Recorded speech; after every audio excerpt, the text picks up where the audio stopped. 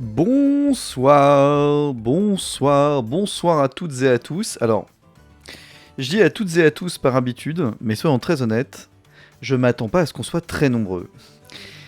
Pour la bonne raison qui est que il fait très chaud, c'est un jour férié, donc les gens viennent à peine de rentrer de vacances, de week-end, que le sujet que j'ai annoncé est un sujet très étrange, et que par ailleurs, moi aussi je suis un peu cuit. D'ailleurs, je suis tellement cuit que vous voyez que je suis très bas par rapport à l'habitude.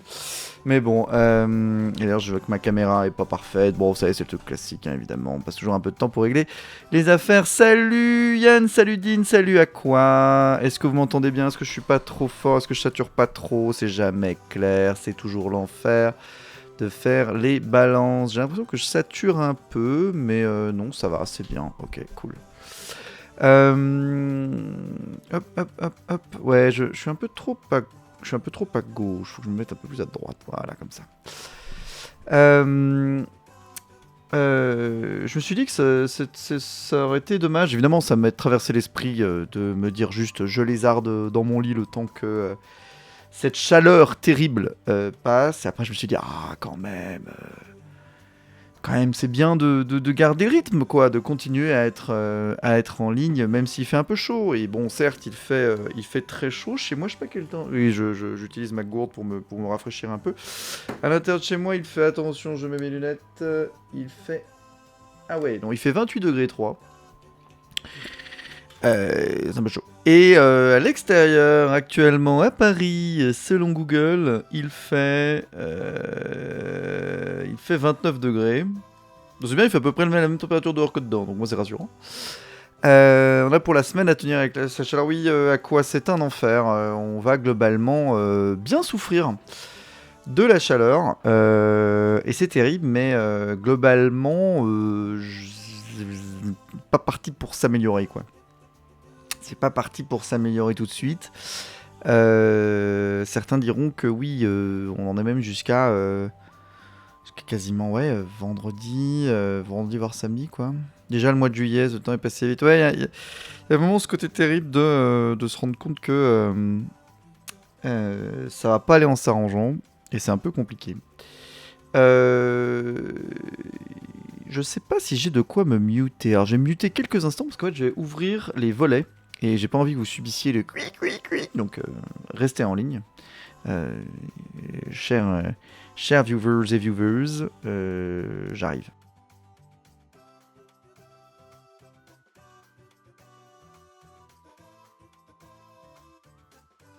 Et me revoici. Normalement, vous n'avez pas eu à subir le bruit terrible du volet qui s'ouvre. Par contre, du coup, je suis cramé. Attendez. Ouais, hein, comme toujours au début, on passe un petit peu de temps pour faire le petit réglage. Mais bon, on est tranquille. On est ensemble de toute façon jusqu'à 23h. Hein, vous savez bien comment ça marche. Comment les Mac... Ah oui, mais ma cam, elle est pas... Oui, oui, d'accord, ok. Je comprends ce qui se passe. Ok. Déjà, les zoomer. Donc, c'est aussi pour ça que ça va pas. Parce que normalement, je suis comme ça, voilà. Et normalement, on va peut-être baisser un peu, voilà. Mais pas trop non plus, juste un peu. Parce que si je baisse trop, après, c'est un peu la merde. Ah, il est mieux, là. Il est moins cramé. Que c'est du bruit des volets qui font cri-cri maintenant. Bah, globalement, ils font cri-cri-cri, hein, c'est ça. Il faut que j'essaie de me souvenir dans 1 heure qu'il n'y aura plus la lumière du jour et du coup que je serai dans l'ombre. Donc, il faut que j'y pense. Et donc, maintenant, si je fais ça et que je refais ça et qu'on se met comme ça, et normalement, on devrait être à peu près bon en termes de... Voilà. On s'en sort. On se dirait quand tu passes du beau club, voilà, n'hésitez pas à me dire, tiens, t'es vachement sombre, voilà. C'est juste parce que je compense un peu le fait que je sois cramé par l'extérieur, mais voilà. Hop, nickel. Est-ce que vous avez passé un bon week-end? Déjà, est-ce que vous avez bossé aujourd'hui? Parce que c'est quand même un truc clé. Si vous êtes en France, vous savez qu'il y a un truc un peu bizarre aujourd'hui, c'est donc le lundi de Pentecôte, hein, d'où le fait qu'il y a le sujet d'aujourd'hui qui va être de parler du truc bizarre qu'a fait le pape, c'est-à-dire publier un grand blog post, quoi, qu'on va dire. Mais globalement, ouais, il y a ce truc un peu particulier du lundi de Pentecôte où c'est pas forcément férié pour tout le monde. puisque c'est techniquement pas férié, mais il y a beaucoup de boîtes qui bossent pas le lundi, donc c'est pas méga clair. J'ai quand même l'impression qu'il y a beaucoup de gens quand même qui bossent pas ce lundi de Pentecôte, hein. Dès que vous êtes dans une boîte un peu grosse, ou une boîte qui a envie de chouchouter ses employés, enfin de faire les choses correctement quoi, on bosse pas le lundi de Pentecôte, et on paye juste la taxe qui va bien quoi. Genre vous payez de faire une marathon. C'est ça, tu sais pas vraiment, voilà. Moi mes clients bossent pas le lundi, ce lundi de Pentecôte, donc bah du coup bah je bosse pas non plus. J'essaie d'être cohérent donc. Mm. Mais ouais non c'est quelque chose. J'avoue qu'en plus avec la chaleur qu'on se tape, ouais je sais pas comment ça faire. Normalement là, demain je bosse en présentiel et il y a une clim qui marche bien là-bas, donc ça devrait aller bien. Mais pff, putain, je serais pas mécontent de bénéficier d'une clim demain, hein, je vous avoue. La chaleur qu'il fait, c'est assez terrible. C'est assez terrible. Euh... Je vais au bureau aussi, ça va être le bonheur. Non, mais vraiment, il y a ce côté très, normalement, qui va faire du bien de. Enfin, je l'espère en tout cas. Je l'espère en tout cas. Après, par contre, les transports. Ouais, non, non, bah alors c'est. Ouais, bon. En fait, je vais essayer de faire abstraction. Je vais me dire que je vais partir suffisamment tôt pour qu'il fasse suffisamment frais. Et le retour, je tankerai. Et voilà, hein, genre, à un moment, voilà, genre. Surtout qu'en plus. Alors, je pense qu'ils sont assez chill, mes clients, mais j'ai pas non plus envie de faire trop le touriste. Donc, je vais pas y aller demain en Bermuda, quoi. Je vais pas non plus y aller. Je m'habille pas non plus extrêmement fancy, hein, mais je crois pas qu'on est à ce niveau-là, enfin à ce moment dans notre relation avec mes clients où je peux me permettre de venir en short et en sandales surtout. Donc demain, je vais quand même me pointer en jean et chaussures normales parce que sinon ça va être un peu bizarre. Mais je vous avoue que oui, ça me traversait l'esprit, hein, quand même potentiellement de rester frais. J'avais pris le métro partant de Calicule, ça surchauffe. Ça dépend. Par exemple, moi je prends la 2 principalement et la 2 est climatisée donc ça va. Mais tu as des lignes de métro qui sont pas du tout climatisées. Et là, ouais, c'est compliqué, hein. C'est compliqué. Alors, de plus en plus, vu qu'il y a du renouvellement des lignes, enfin du matériel roulant sur les lignes, c'est de plus en plus tranquille. La 2 est semi-climatisée. En fait, c'est pas ça, c'est que la 2, elle est un peu climatisée, mais il y a des moments où elle est dehors, en fait. Donc, fais ce que tu peux, quoi. Genre, voilà. Quand t'es dans les tunnels, ça peut aider un peu, mais oui, ça dépend du métro. Ça dépend du métro. C'est dommage qu'il n'y ait pas Jonathan dans le coin, parce que Jonathan saurait sans doute nous dire lesquels sont lesquels. Peut-être qu'il viendra plus tard, je l'espère. Mais ouais, non, ça va être chouette. Ça va être chouette. Bah, on est quand même 8, hein, les amis. Non pas que je sois focus uniquement sur les noms, voilà, mais je suis agréablement surpris. Je m'attendais vraiment à ce qu'on soit 2. Sauf qu'en plus, j'ai raté le départ. Ça n'intéressera pas du tout les amis qui regardent la VOD, mais en plus, j'ai raté le départ. C'est-à-dire que j'ai lancé mon stream. J'ai le bouton qui m'a mis arrêter le stream, machin, etc. Et en fait, il s'était pas démarré. Donc j'ai fait tous mes messages en mode ah, venez, machin. J'ai même fait une story sur Instagram. Chose que je fais assez rarement. Enfin, j'y pense pas. Et en disant allez venez machin, le stream était balancé. Voilà. Donc merci OBS. J'ai pas trop compris, mais bon. Pas un drame, hein, mais relou. J'espère que l'enregistrement par contre est lancé. C'est un peu saoulant de devoir télécharger les VOD après coup si c'est pas le cas. Ouais. Est-ce que vous avez remarqué un petit truc? Vraie question. Bon, j'imagine que oui, mais vous avez remarqué que la couleur change au fur et à mesure du temps? Parce que, avant, chaque lundi de stream, parce que c'est toutes les 2 semaines que je change la couleur, je me saoulais, enfin, je me faisais chier, différemment, prenais l'effort sur moi d'aller modifier à la main les couleurs.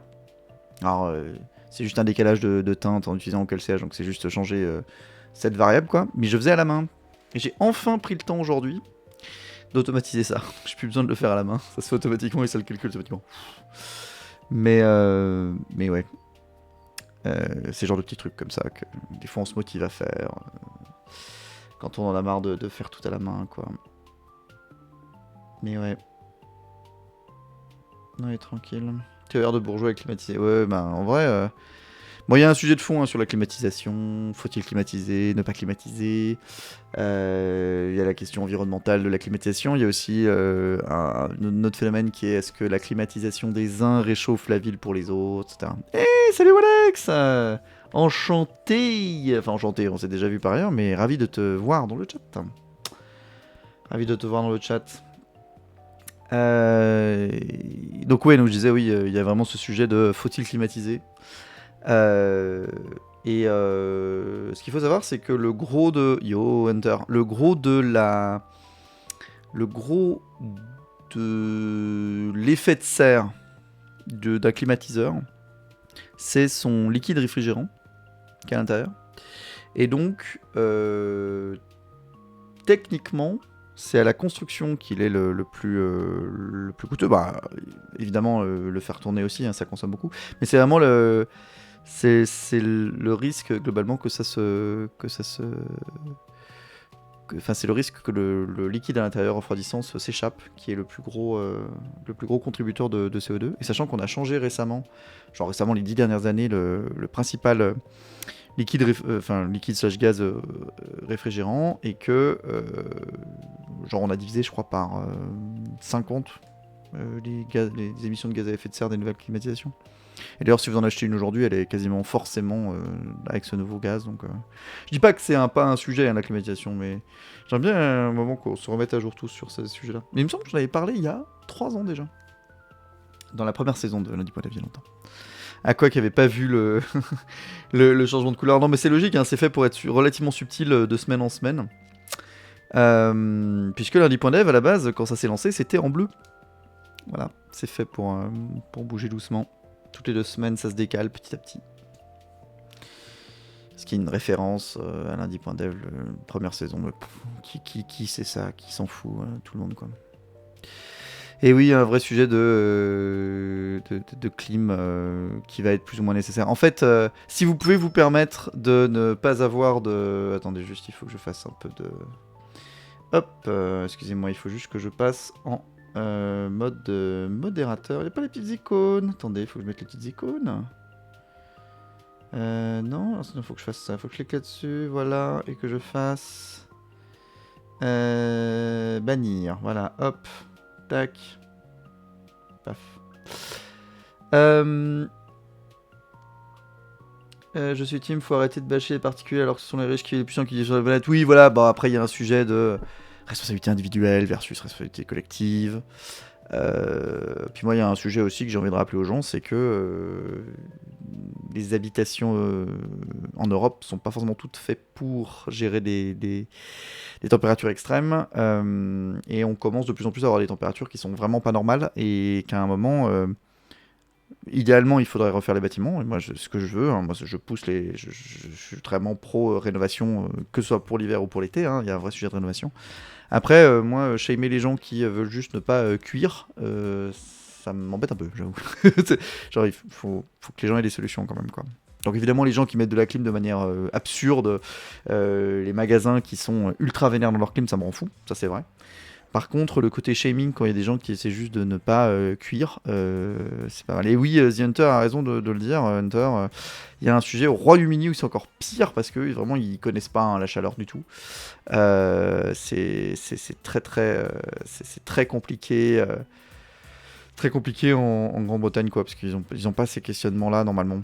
Il fait jamais chaud normalement, enfin jamais trop chaud non plus en Grande-Bretagne, quoi. Donc là, de plus en plus chaud, c'est très compliqué. Mais aussi en France, hein. Là il y a quand même eu un moment où on a eu une canicule. Là, le moment de canicule qu'on a là, il est hardcore en Bretagne, dans le Finistère. Normalement, c'est censé être le dernier endroit où tu es censé avoir une canicule, quoi. C'est dramatique. Donc ouais, non, c'est compliqué. C'est compliqué. Mais ouais. Bon, les amis. Oui, alors, à quoi, ceci dit, a raison d'en parler. Il y a un truc méga culturel. Oui et non, c'est pas que culturel. Alors, c'est aussi culturel, dans le sens où ils ont l'habitude. Il y a aussi le fait qu'il y a des coins où si t'as pas de clim, tu meurs. Aux US. En fait, on le sous-estime, mais il y a vraiment des coins qui sont des déserts, en fait. Qui sont... Enfin, c'est des endroits où nos températures là qu'on trouve chaudes, en fait, elles sont classiques. Pendant 4-5 mois dans l'année. Donc oui, étrangement, ils climatisent beaucoup. Bon, il y a ça, il y a le fait aussi que les maisons sont pensées pour ça à la base, et qu'ils ont beaucoup, plus que la climatisation, ils ont vraiment l'air contrôlé, enfin je sais pas comment dire en français, mais dans le sens où il y a vraiment une habitude à ce que tu aies des air ducts, etc., que tu aies un chauffage central qui fasse aussi de l'air pulsé. Donc en fait, la notion de climatisation, c'est juste l'air conditionné. Merci beaucoup, à quoi j'arrivais pas à le trouver. Oui, de l'air conditionné, mais au sens large. Donc ça veut dire que, comme le nom le suggère, tu as une gestion fine de la température chez toi dans les deux sens. Et fondamentalement, faut pas l'oublier, une pompe à chaleur et un climatiseur, c'est globalement la même techno qui juste tourne dans l'autre sens. Donc globalement, si tu as de quoi mettre une pompe à chaleur, bah, si l'installateur fait son boulot correctement et que t'as pas un matos d'il y a 20 ans, quoi, et ben c'est réversible. D'ailleurs, on appelle ça comme ça une pompe à chaleur réversible. Donc en fait, t'as une climatisation, c'était une pompe à chaleur, quoi. Donc, et je crois pas qu'on... Enfin, les pompes à chaleur, c'est bien, hein, on rappelle, hein, c'est incroyable, ça a des performances de dingue. C'est une des grosses solutions pour lutter contre le réchauffement climatique dans tout ce qui est lié au chauffage. Et ben, faut pas oublier que tu fais la même chose dans l'autre sens, en fait, une climatisation, et que souvent, quand on installe une dans un sens, tu l'installes dans l'autre, quoi. Donc c'est aussi pour ça qu'il faut mettre plus de pompes à chaleur, parce que ça va permettre aux gens de moins mourir chez eux de chaud. Donc voilà. Ne sous-estimez pas l'importance de ne pas cuire. Voilà. Alors, comme je le disais tout à l'heure, on est déjà à quasiment 20 minutes, et c'est toujours un plaisir que de discuter avec vous. Mais néanmoins, en petite le micro instant promo qui va aller très vite, mais juste je vous rappelle que... attendez, hop. Je fais une newsletter, elle est super, abonnez-vous, même si la newsletter de la dernière fois... Oula.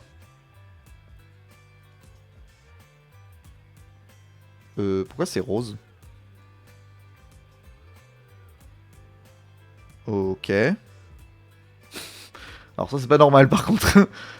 Bon bug, intéressant. Alors comment c'est sur les autres? Ah ouais, c'est rose. Pourquoi c'est rose? Pourquoi c'est rose? Comment ça peut être rose? Oui, il y a un endroit où c'est pas rose, oui, parce que oui. Alors c'est un bug là pour coup qu'il y a depuis toujours et que j'ai pas envie de corriger plus que ça. Parce qu'en fait, je vais le corriger de la manière dont vous l'avez vu. C'est que, en gros, l'entête, c'est une image. Parce que c'est l'image qui me permet de savoir que vous ouvrez votre mail, en gros, si vous utilisez la newsletter, enfin si vous recevez la newsletter, ce header est en fait le truc qui me permet de savoir que vous avez ouvert le truc. Et que vous avez ouvert l'email. Et donc normalement, il faudra que je configure que ça soit le reste du site prenne la couleur de ce moment-là dans l'année, quoi. Mais par contre, je m'attendais pas à ce que ce soit rose. Et rose, ben c'est la semaine prochaine, donc je comprends pas. Enfin, c'est dans 2 semaines, quoi. Pourquoi c'est rose? Puis surtout, pourquoi c'est rose que sur cette page? C'est étrange. Ah, je comprends pas du tout. Attendez, on va prendre 3 secondes pour essayer de comprendre. Hein. C'est lundi.dev, hein, donc il y a quand même dev dans le nom. C'est pas ton event système de calcul. Ah oui, si, alors, à quoi, effectivement, tu t'en doutes. C'est effectivement mon système automatique, mais alors, pourquoi? C'est étonnant, alors regardons ensemble, faisons un peu de debug en direct. On va mettre ça à droite. Hop, paf. Donc normalement, dans le header, il y a un endroit où, regardez, hop, on a des couleurs qui sont ici. Alors vous les voyez pas très bien. Je pense qu'on les verra mieux si je suis là. Voilà. Ah oui, mais alors. Oui, non. Non. Si je fais ça. Alors, en fait, elles sont derrière moi. Comme vous voyez, les couleurs là, elles sont là, les couleurs. Voilà. Et ouh, alors il y a un truc rigolo. Alors, je sais pas comment. Si je me mets là, vous les voyez. Est-ce que vous voyez la couleur qui est là? Est-ce que vous voyez ce nombre là? C'est bizarre un peu, hein? Attendez, si je mets beaucoup plus grand. Voilà, bonjour. Voilà. Est-ce que vous voyez? Hop, ça c'est la couleur de. Salut Rems. C'est la couleur que j'utilise pour le fond, on s'en fout, mais pour les différents trucs. Et typiquement, si je regardais là-haut, et pourquoi c'est rose? Enfin, ça me dérange pas que ce soit rose, mais c'est pas censé être rose maintenant. Vous voyez, ça me dit background color, ça utilise telle variable, et cette variable-là, elle est là. Elle est toujours derrière moi. C'est super, hein, ce truc. Comment je peux faire activer l'inspecteur à 3 panneaux. Ah, ici, je fais ça, attendez. Hop. Tac, voilà. Hop, on va utiliser le système 3 panneaux pour que vous puissiez le voir. Bon, c'est un peu dégueulasse, mais vous avez compris. Donc, vous voyez ici, regardez. Je dis que ma couleur, c'est celle-là. Et celle-là, elle est définie comme ça. Et regardez, je me suis planté, j'ai fait 29 500 ici. Ce qui est bizarre. Comment ça peut être 29 500 ?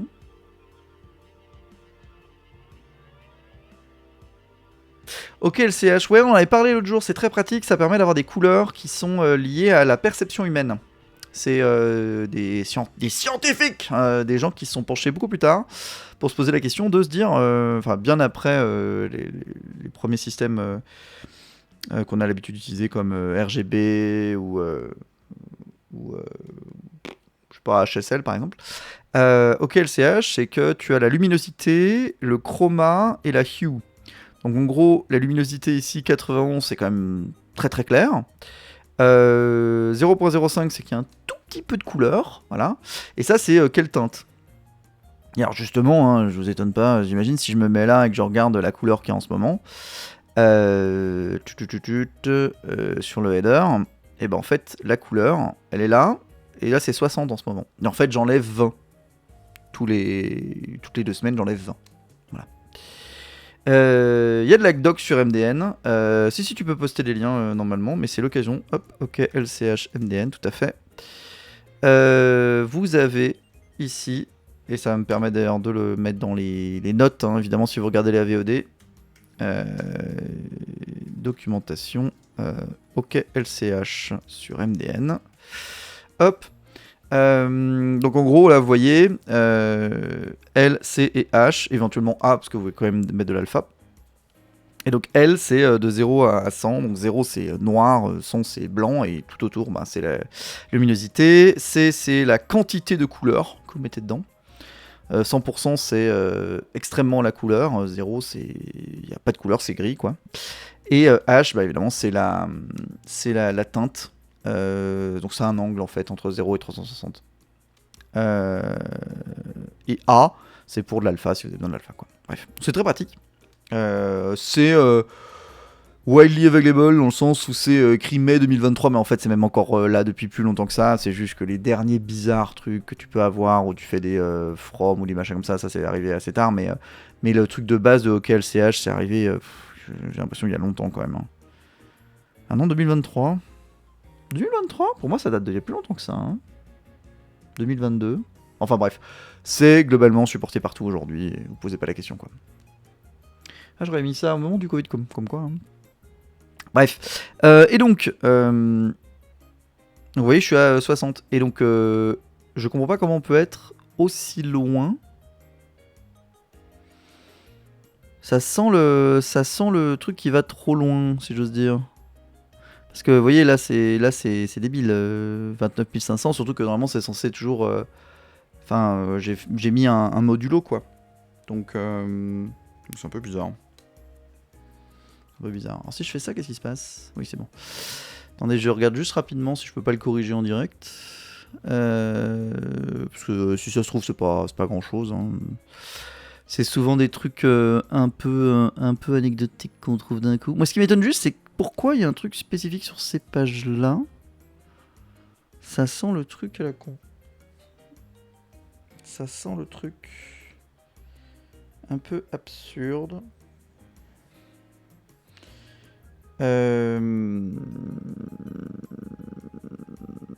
Est-ce que je l'ai aussi sur mon interface d'admin par exemple ? Ah, j'ai le même problème sur mon interface d'admin, intéressant. Donc ça veut dire que c'est ce truc-là qui est pété. Et ce truc-là qui est pété. Ce truc-là qui est pété. Ce truc-là qui est pété. Ah.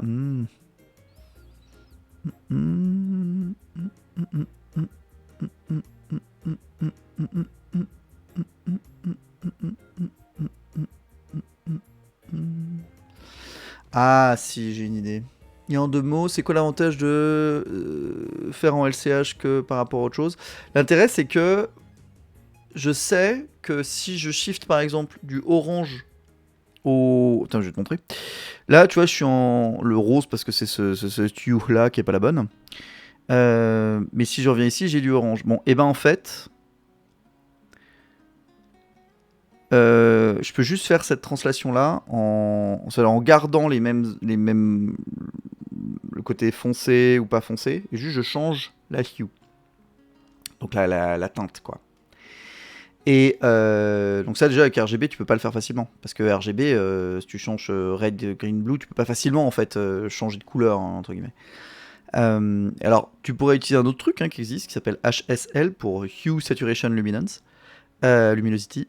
Et le seul truc, c'est qu'en fait, ça, même si quand tu changes la hue, la perception que tu as est pas la même que le calcul qui est fait. Donc en fait, tu vas changer la teinte, mais en fait, ça va être pas les mêmes rapports entre les couleurs. Ok, LCH te garantit, avec 15 guillemets, le fait que, le fait que ça soit plus sombre que ça aura la même intensité que là. Voilà.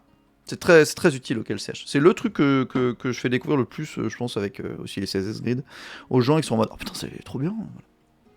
Voilà. Donc, ouais, non, c'est très pratique. Euh... Euh... Euh...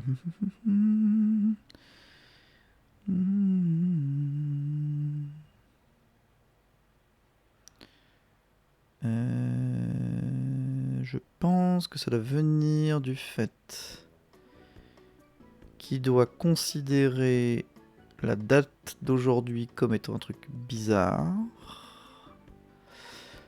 Et écoutez, il n'y a qu'une seule manière de le savoir. On va voir exactement comment c'est. Paf. Et puis on verra bien.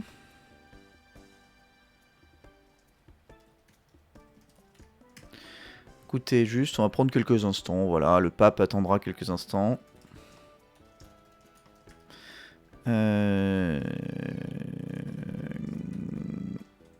Paf. Est-ce que je vais faire du debug en direct? Bien sûr, complètement.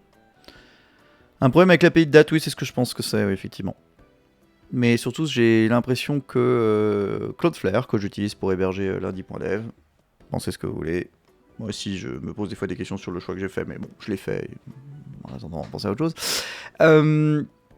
J'ai l'impression que la notion de maintenant de Cloudflare est pas la même. Je suis un peu étonné de cette affaire. Je suis un peu... Je me pose des questions. Hop. On va attendre un petit peu. Après on sort. Donc pourquoi je vous dis ça? Oui, donc... Tout ça pour dire, désolé, je me suis perdu dans mes pensées. Lundi.dev, c'est super, c'est une newsletter, elle est cool. Venez vous abonner, c'est super. C'est gratuit. Et c'est bien, normalement. Hop. Ok, super. Eh ben c'est super. Eh ben j'ai trouvé le problème. Bon, ça et le fait que je sois un peu débile, ça c'est un autre sujet. Hop. Mais bon, ça... Hop.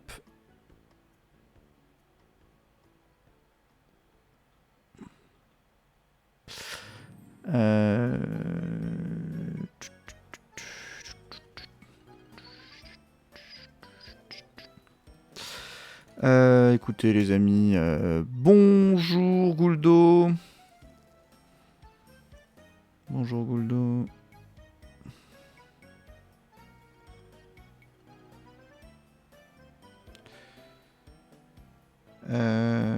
Ah, intéressant. Très bien. Eh ben, je découvre plein de choses. Ok. Alors, d'accord.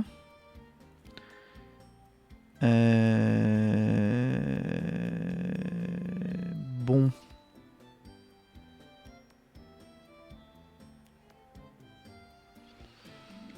Alors, attendez.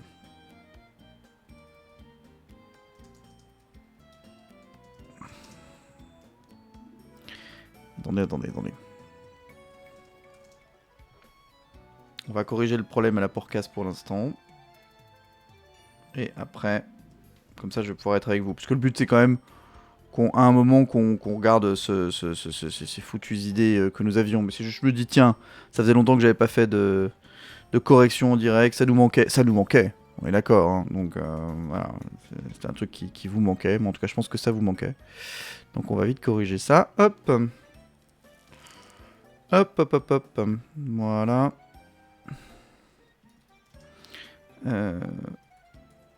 Hop.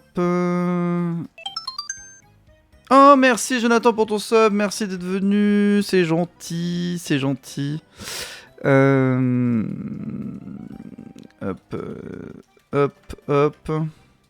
J'essaie de débugger en direct, voilà, YOLO. Après tout, hein, comment vous dire, on y croit. Paf, voilà. Normalement, ça devrait être débugué dans quelques instants. Là, pour l'instant, il n'y a plus de style sur le site, donc c'est super. Voilà, hop, ça sent le bug localisé, la simulation pas trouvée. Ouais, en gros, pour faire simple... oui, non, en vrai, ça fait longtemps que j'ai pas fait de la correction directe. Le style, c'est juste pour faire style, de toute façon. Oui, je suis d'accord.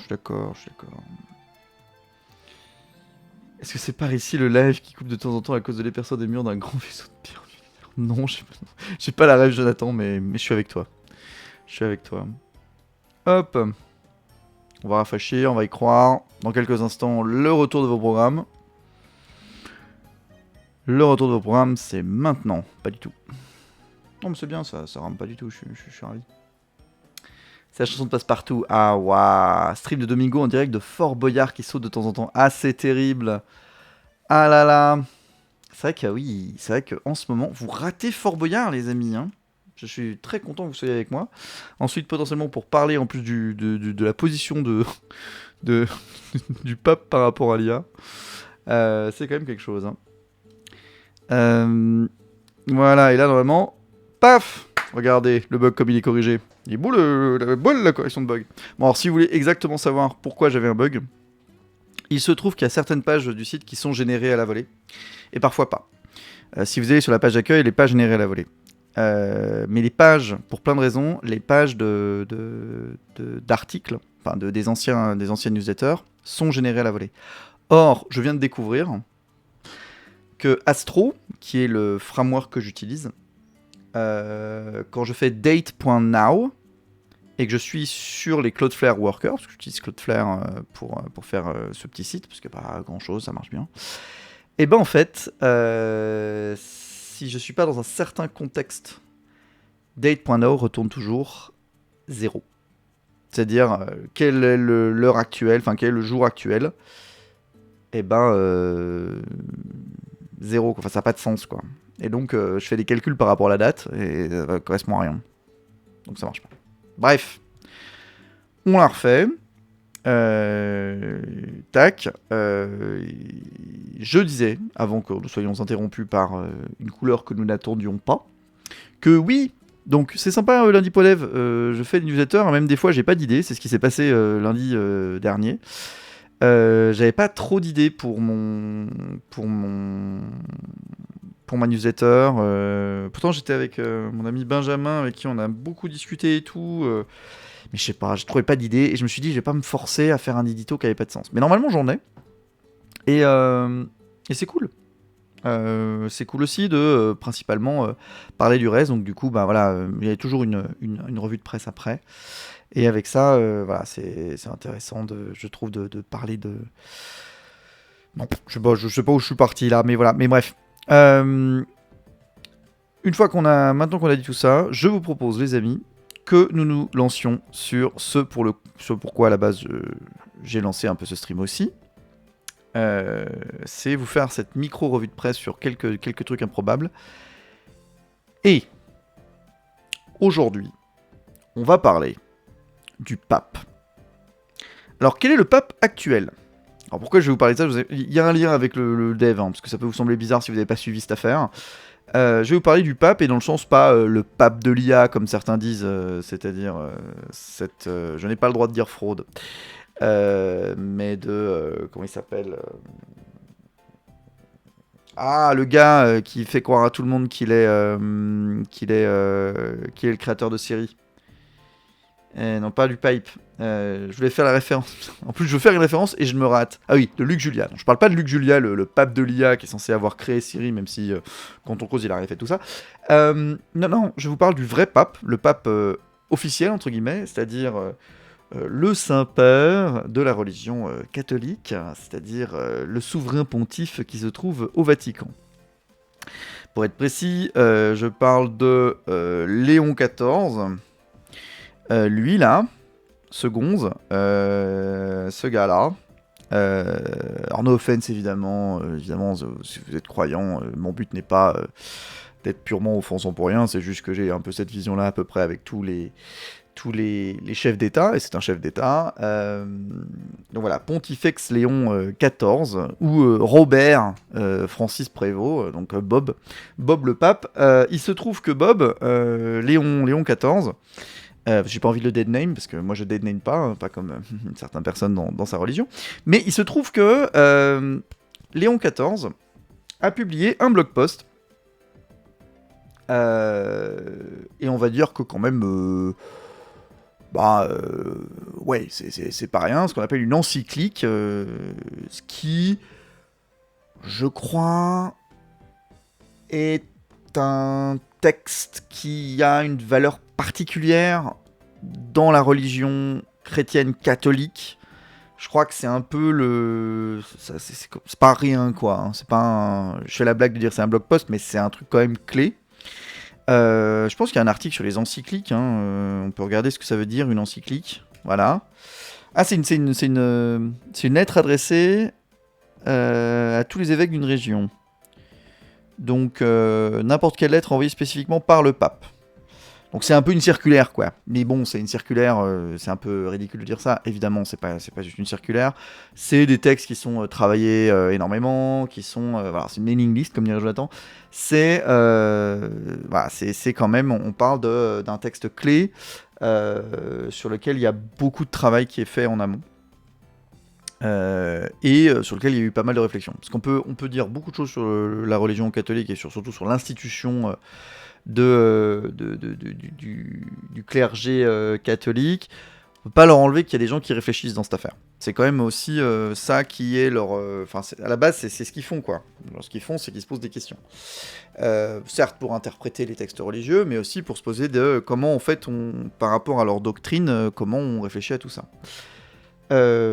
J'en profite pour remercier de manière plus carrée Jonathan, parce que je viens de tilter en regardant les trucs en même temps que c'est incroyable, puisque c'est les 4 ans d'abonnement sur la chaîne. Merci beaucoup Jonathan.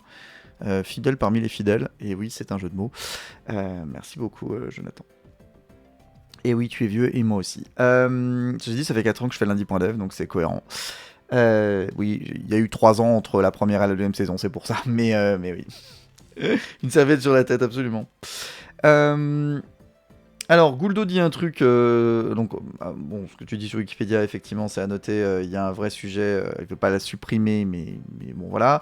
Par contre, Gouldo dit un truc, on va dire que, pour revenir à ce pape-là, Léon XIV est mezzo chaud, globalement, par rapport à Donald Trump. Il se déteste, hein, globalement, on peut le simplifier comme ça. Et sans dire que c'est un pape woke, parce qu'il ne faut peut-être pas dégrainer, dans le contexte de l'église, on va dire que c'est pas le plus conservateur qu'ils ont en stock, quoi. Donc c'est plutôt cool, on va dire. Bon, c'est pas non plus le pape François qui précédait, et ça reste des papes, hein, donc vous attendez pas non plus qu'ils soient un peu en mode de houhou. Mais, et oui, c'est le jour de la serviette aussi, quoi, t'as raison de le dire. Donc c'est l'occasion de mettre la serviette sur la tête. Enfin, c'est surtout de la garder avec soi, référence à H2G2, bref. Je me perds. Tout ça pour vous dire que Léon XIV... comme tous les papes, il émet des textes comme ça, des sortes de... C'est des sortes de décrets théologiques, enfin, c'est des trucs clés, quoi. Des mailing lists. Et ces trucs-là, c'est pas anecdotique, parce que c'est des textes qui, normalement, restent dans le temps, et sont après analysés par plein de gens. C'est des textes clés, quoi. Et... il se trouve qu'il a choisi comme sujet l'intelligence artificielle. Et donc, c'est pas rien. Parce que, si j'ai bien compris, Benoît XVI, lui par contre était vraiment très conservateur, était un peu en mode oulala, les réseaux sociaux c'est de la merde. C'est terrible, hein, je caricature, mais il y avait quand même un peu de ça.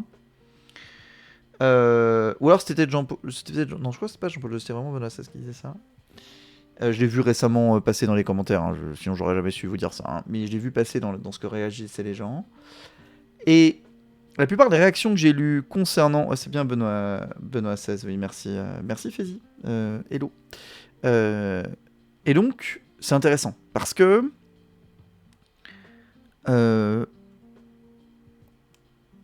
les retours que j'ai eu des gens, je l'ai pas lu, j'ai eu des petits bouts que j'ai vus sur les réseaux, mais le retour principal des gens, c'est de dire quand même que c'est vraiment réfléchi. C'est vraiment pensé, c'est subtil aussi sur certains aspects, mais c'est cash sur d'autres aspects. Beaucoup de gens disent que c'est beaucoup plus réfléchi que n'importe quelle tribune random d'un politicien random aujourd'hui, ce qui est quand même fou. Hein, voilà. Il y a deux trois trucs fous aussi à l'intérieur. On est sur quand même quelque chose de notable. Et je vous propose qu'on en lise plusieurs aspects qui peuvent nous intéresser ou pas. L'idée, c'est de sauter dedans. En plus, ce qui est cool, c'est que c'est traduit en français, parce que quand même, le pape il parle dans plein de langues. Apparemment, comment c'est réalisé, c'est toujours écrit d'abord en italien, hein, pas en latin, et c'est bon, ils ont arrêté depuis longtemps avec le latin. Donc malgré ma blague qui est là, que j'espère vous avez eu sur latin 1, globalement ça fait longtemps qu'ils écrivent plus en latin, donc c'est écrit en italien, après c'est traduit dans plein de langues. Donc ce qui est cool, c'est hey, salut Captain. On a du coup un texte qui apparemment est relativement based, avec des bonnes vibes. Non mais vraiment on a un texte qui est intéressant, qui est assez profond, plus profond que ce qu'on peut penser. Et ouais, de manière générale, voilà, je pense que ça peut valoir le coup de se balader dedans. Et donc je vous propose, parce que c'est qu'on lise le pape ce soir. Et ça va être globalement ça dont on va parler. J'ai quelques petites anecdotes sinon vers la fin, si à un moment voilà, on voit qu'on en a marre. Donc j'ai quelques petits articles intéressants en plus. Mais en vrai, ça va être, je pense, une bonne partie là-dessus. Alors je le précise. Important. Je ne suis pas croyant.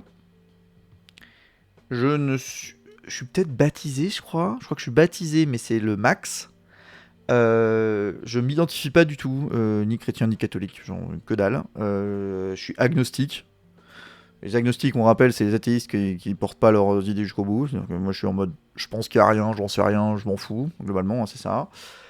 Avec un petit côté anticlérical aussi, hein. Je vais pas vous mentir que le clergé, ça m'inspire pas voilà, beaucoup d'amitié, même si j'arrive à reconnaître l'utilité d'une religion dans certaines époques de nos vies. Je pense que c'est une technologie, en fait, la religion. Je dis pas que la technologie est une religion, je dis que la religion est une technologie sociale, qui a été une manière d'organiser la société pendant longtemps, et de permettre certaines fonctions qu'on a données à la religion pendant très longtemps. Bon, ça c'est une vision qui est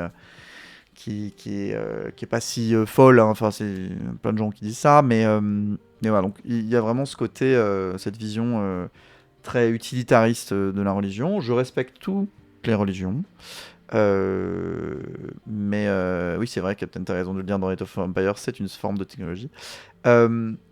Voilà, j'ai un grand respect pour toutes les religions. Je fais des blagues parce que c'est comme ça que je fonctionne et c'est comme ça que j'arrive à vivre ces réflexions-là, évidemment. C'est pas parce que je rigole de la figure que j'ai envie de dégrader l'image de différentes religions. Hein, voilà, je pense pas qu'il y ait de question de blasphème, je pense qu'on n'en est pas là, j'espère, hein, on est quand même on est en 2026 s'il vous plaît. Mais voilà, j'espère que vous comprendrez cette démarche dans tous les cas, et la dernière chose que j'ai envie de faire c'est de mettre mal à l'aise les gens, donc évidemment si c'est des sujets qui sont un peu trop proches de vous, je vous invite encore à peut-être choisir Fort Boyard, hein, chez Domingo. Mais voilà, donc on va parler un peu de ça, et voilà. Allons-y, peut-être. Commençons à lire. Alors, Alors vous voyez, en plus on a, donc c'est en plus c'est un fichier HTML très bien, bon, ils sont low tech. Hein. J'ai regardé la licence, c'est pas sous licence Creative Commons, je suis déçu. C'est sous licence de copyright tout droit réservé, le sans siège. Bon, dans les faits, lol. C'est des textes qui sont certes potentiellement couverts par le copyright, mais je crois qu'il n'y a pas de problème à ce qu'on les live stream, même s'il n'y a pas le petit indicateur qui dit qu'on a le droit de le streamer. Si vous avez la rêve des éditeurs qui à un moment devaient mettre des petits messages pour dire non, mais vous avez le droit de streamer. Le Saint-Siège ne l'a pas fait. Voilà, bon, bah, je pense que globalement, avant que j'ai un DMCA du Saint-Siège, on a un peu le temps de voir venir. Donc on va parler un peu de ça. Donc c'est une lettre encyclique. Donc comme on l'a dit, hein, c'est une circulaire / une mailing list. Et c'est un texte aussi très clé dans la religion. Magnifica Humanitas, parce que c'est les premiers mots, vous allez voir, du texte, si j'ai bien compris. Du Saint-Père, le pape, Léon XIV, ça c'est son pseudo, on a vu, il s'appelle Bob, sur la protection de la personne humaine à l'ère de l'intelligence artificielle. Vous allez voir, c'est assez based. Donc voilà, alors dans multimédia, j'ai regardé tout à l'heure, globalement on a, alors c'est joliment écrit comme ça, on a le pape François qui dit c'est super, et des photos avec des énormes copyrights ici, donc voilà, on le voit en train de signer le truc en disant c'est bien moi, regardez c'est moi, voilà, c'est vraiment moi je signe, bravo à tous, voilà, bon bref. Donc... Paf. Donc vous voyez, il y a plein de choses. On va pas tout lire, évidemment, on n'a pas le temps.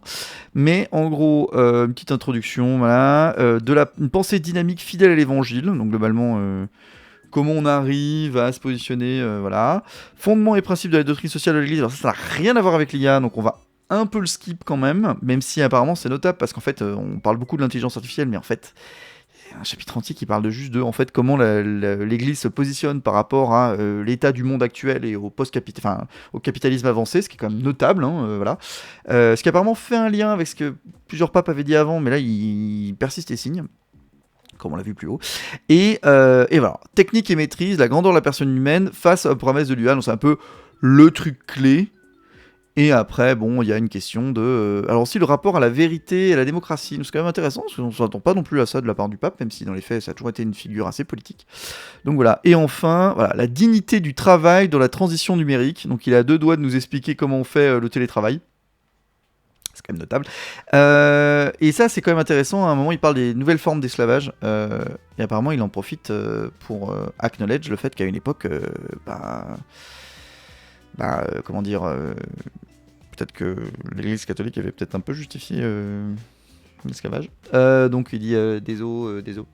Il le dit pas comme ça, mais il fait pas UU non plus, mais globalement c'est un peu l'esprit. Voilà, la culture du pouvoir et la civilisation de l'amour, parce que ça reste quand même un peu la base de la religion chrétienne. Donc il y a tout un sujet sur, voilà, on va peut-être pas mettre de l'IA dans les armes. Voilà, donc, si vous posez la question de est-ce qu'il aurait dû aller à Kiev au lieu de rester au Vatican, on parle là. Dieu qui fait ses miracles à distance, c'est pas déjà du télétravail, j'avoue. Très bonne vanne. N'hésitez pas, hein, parce que c'est un sujet un peu lourd, donc n'hésitez pas à faire toutes les vannes que vous voulez, tant qu'elles restent dans le cadre de la loi, s'il vous plaît. Ce serait très chouette, parce que globalement, sinon je vais me sentir un peu seul à littéralement citer du pape, quoi. Enfin, ils n'ont pas cité des papes. C'est à peu près le niveau. Et apparemment, le verbe s'est fait cher. Voilà, moi je connaissais la chanteuse, mais apparemment c'est un délire. Un seul corps dans le cul. Donc voilà, à la fin, bon, il y a un petit côté, il y a des trucs il faut qu'il passe, hein, quand même, ça reste un pape, donc voilà, il fait ce qu'il peut. Voilà. Il est partout, donc c'est du télétravail et du présentiel en même temps. Bien vu. Alors, vous noterez, il y a ce truc très bizarre où il y a des chiffres. C'est normal. Parce que moi ça m'a fait bugger. Pourquoi il numérote ? Oui, parce qu'en fait, il numérote parce qu'en fait c'est comme ça. C'est comme ça que c'est fait en général, et comme ça permet de dire ah oui, parce que dans Magnifica Humanitas, le Saint-Père dans 12 dit ceci. Ça les permet de faire une référence après. Voilà. Oui, j'ai dit des choses évidentes, mais pour moi ça l'était pas à la base, donc voilà. Je crois qu'on peut augmenter la taille du texte, j'avoue que je prends. Paf. Gros texte. Voilà. Oh, c'est super.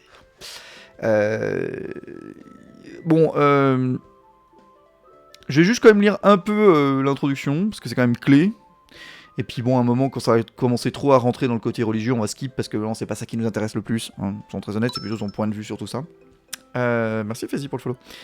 Mode reader, oui, non, on va pas mettre le mode reader parce que c'est un peu too much le mode reader, je trouve. Genre, c'est quand même bien de garder un peu la forme originale. Donc c'est parti, introduction. Alors en plus, oui, comme je vous disais, on a de la chance, c'est une vraie traduction faite par des professionnels, donc cette fois-ci on n'aura pas besoin de se poser la question de comment c'était dans la version originale, surtout que la version originale était en italien, donc je saurais pas vous dire si c'est bien traduit ou pas, je parle pas italien. Introduction de Magnifica Humanitas. La magnifique humanité est... C'est là d'où ça vient, hein, pour l'anecdote, il faudrait prendre toujours les premiers mots.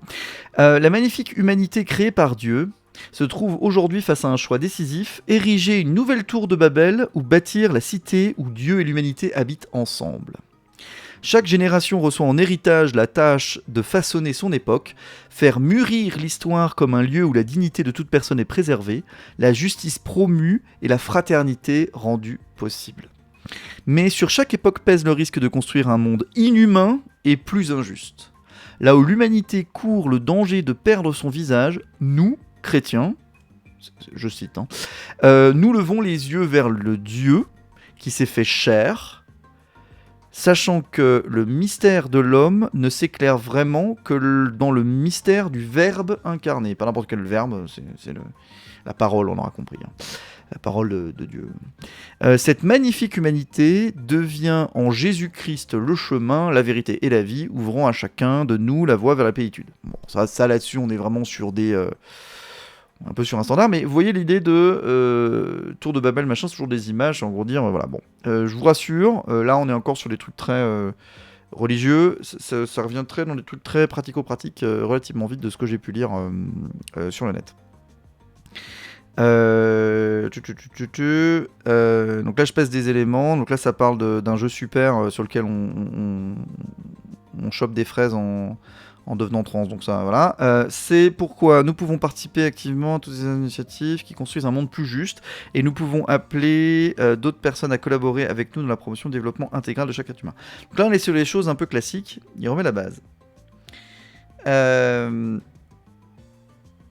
Là, il dit en plus dans quoi il se met, donc il dit voilà, c'est dans cet esprit qu'en 1891, Léon XIII a publié l'encyclique Rerum Novarum, dont nous célébrons cette année avec une profonde reconnaissance du 135e anniversaire. Donc en plus, il y a ce côté, il fait référence aux précédentes mailing list, c'est la blague que j'utilisais tout à l'heure, les autres blog posts de ses prédécesseurs, parce qu'il ne faut pas l'oublier que ça fait quand même très longtemps que des papes publient des trucs. Donc évidemment, pour garder une certaine cohérence, évidemment, ils font référence à chaque fois à ce qui a été fait avant, quitte à faire des changements quand même. Et alors, voilà, par ce document, mon bien-aimé prédécesseur a donné une impulsion à cette réflexion sur la société, sur l'économie et sur la politique, que nous appelons aujourd'hui la doctrine sociale de l'Église, ce qui n'est pas rien. C'est aussi pour ça d'ailleurs qu'il s'est appelé Léon XIV, parce que Léon XIII était en mode, moi j'ai pas juste envie de parler que de religion, j'ai aussi envie de parler des affaires courantes, parce qu'en fait, la religion, ça doit nous informer sur comment on est censé faire les affaires courantes. C'est ce qu'il dit. Lorsque certains objectaient que l'Église ne devait pas gaspiller son énergie en questions mondaines, mais se préoccuper de communiquer un message de vie éternelle, il répondait avec réalisme et sagesse que l'annonce de l'Évangile ne peut oublier la vie concrète des peuples. Donc en gros, il disait, c'est pas parce que je suis censé faire de la promo pour les textes et ma religion qu'il faut pas essayer de comprendre quels impacts ça a. Tac. Donc en gros, il est en train de justifier le fait qu'il va parler de choses courantes, quoi. Voilà, alors là il dit pourquoi il les update. Si en son temps Léon XIII parlait de questions nouvelles, Rerum Novarum, nous ne pouvons pas aujourd'hui nous contenter de répéter ces précieux enseignements, mais nous devons demander à Dieu la sagesse nécessaire pour interpréter les grandes tendances de notre époque, en particulier les progrès de la technique. Ça c'est notable quand même. Ces dernières années, il est apparu de plus en plus évident combien la numérisation, l'intelligence artificielle IA et la robotique sont en train de transformer rapidement et profondément notre monde. La technique ne doit pas être considérée en soi comme une force antagoniste par rapport à la personne. Au contraire, elle est enracinée dans notre histoire depuis le commencement en tant que réalité profondément humaine liée à l'autonomie et la liberté de l'homme. Alors j'ai pas la ref. La ref c'est Benoît XVI. Donc voilà. Hop là, par contre j'ai perdu le truc. Voilà. Parce qu'en fait il fait des refs toujours aux précédents textes et d'autres jurisprudences si j'ose dire. Donc voilà. Au fil des siècles, le développement technologique a contribué à une amélioration significative des conditions de vie de l'humanité. En même temps, chaque étape du progrès a également révélé la face ambiguë d'outils susceptibles de causer du tort lorsqu'ils ne sont pas mis au service du bien. Donc là, vous noterez qu'on part d'un point de vue très religieux à un point de vue plus de l'éthique, qui pourrait être une éthique assez... j'allais dire athée, mais genre assez œcuménique. Enfin, c'est pas vraiment plus lié que ça à la religion chrétienne, c'est juste en général quand on se pose des questions clés. Cependant, aujourd'hui, nous sommes confrontés à une situation nouvelle où la puissance et l'omniprésence des technologies émergentes s'inscrivent dans le tissu de la vie quotidienne, façonnent les processus décisionnels et marquent profondément l'imaginaire collectif. Universel, merci Yann. Auparavant, jamais l'humanité n'avait eu autant de pouvoir sur elle-même. Les nouvelles technologies ouvrent un horizon étendu vers des directions que, bien qu'intuitives, nous ne pouvons pas encore pleinement prévoir. Cela rend plus complexe l'évaluation de leur impact et de leurs effets à long terme sur la dignité des personnes et sur le bien commun. Aquatique Elfic nous dit dans le chat: je m'informe peu sur les religions, mais voir un texte catholique important parler de tech me bluffe. Il y a du concret, pas juste des vieilleries il y a 2000 ans. C'est pour ça qu'il a fait pas mal de remous ce texte. Les gens sont en mode oh merde, on les attendait pas là. Mais oui, bah oui, il y a des gens qui bossent quand même. Je dis ça, genre j'y connais, alors j'y connais pas plus que vous. J'ai un peu découvert le truc, j'ai lu 2-3 commentaires de gens, c'est à peu près le bout du monde. Mais on en découvre ensemble. Maintenant, c'est à nous de relever avec lucidité et responsabilité les défis de notre époque. Il est nécessaire d'adopter des instruments réglementaires adaptés, capables de préserver la justice et de limiter les effets perturbateurs du pouvoir technologique. Mais la question ne se limite pas à la réglementation. Comme l'a souligné le pape François, le précédent, vous l'aurez compris, il faut se demander avec réalisme qui détient aujourd'hui ce pouvoir et à quelle fin il l'utilise. Là, il cite pape François, qui est donc le précédent. Nous ne pouvons pas ignorer que l'énergie nucléaire, la biotechnologie, l'informatique, la connaissance de notre propre ADN et d'autres capacités que nous avons acquises donnent à ceux qui ont la connaissance et surtout le pouvoir économique d'en faire usage une emprise impressionnante sur l'ensemble de l'humanité et sur le monde entier.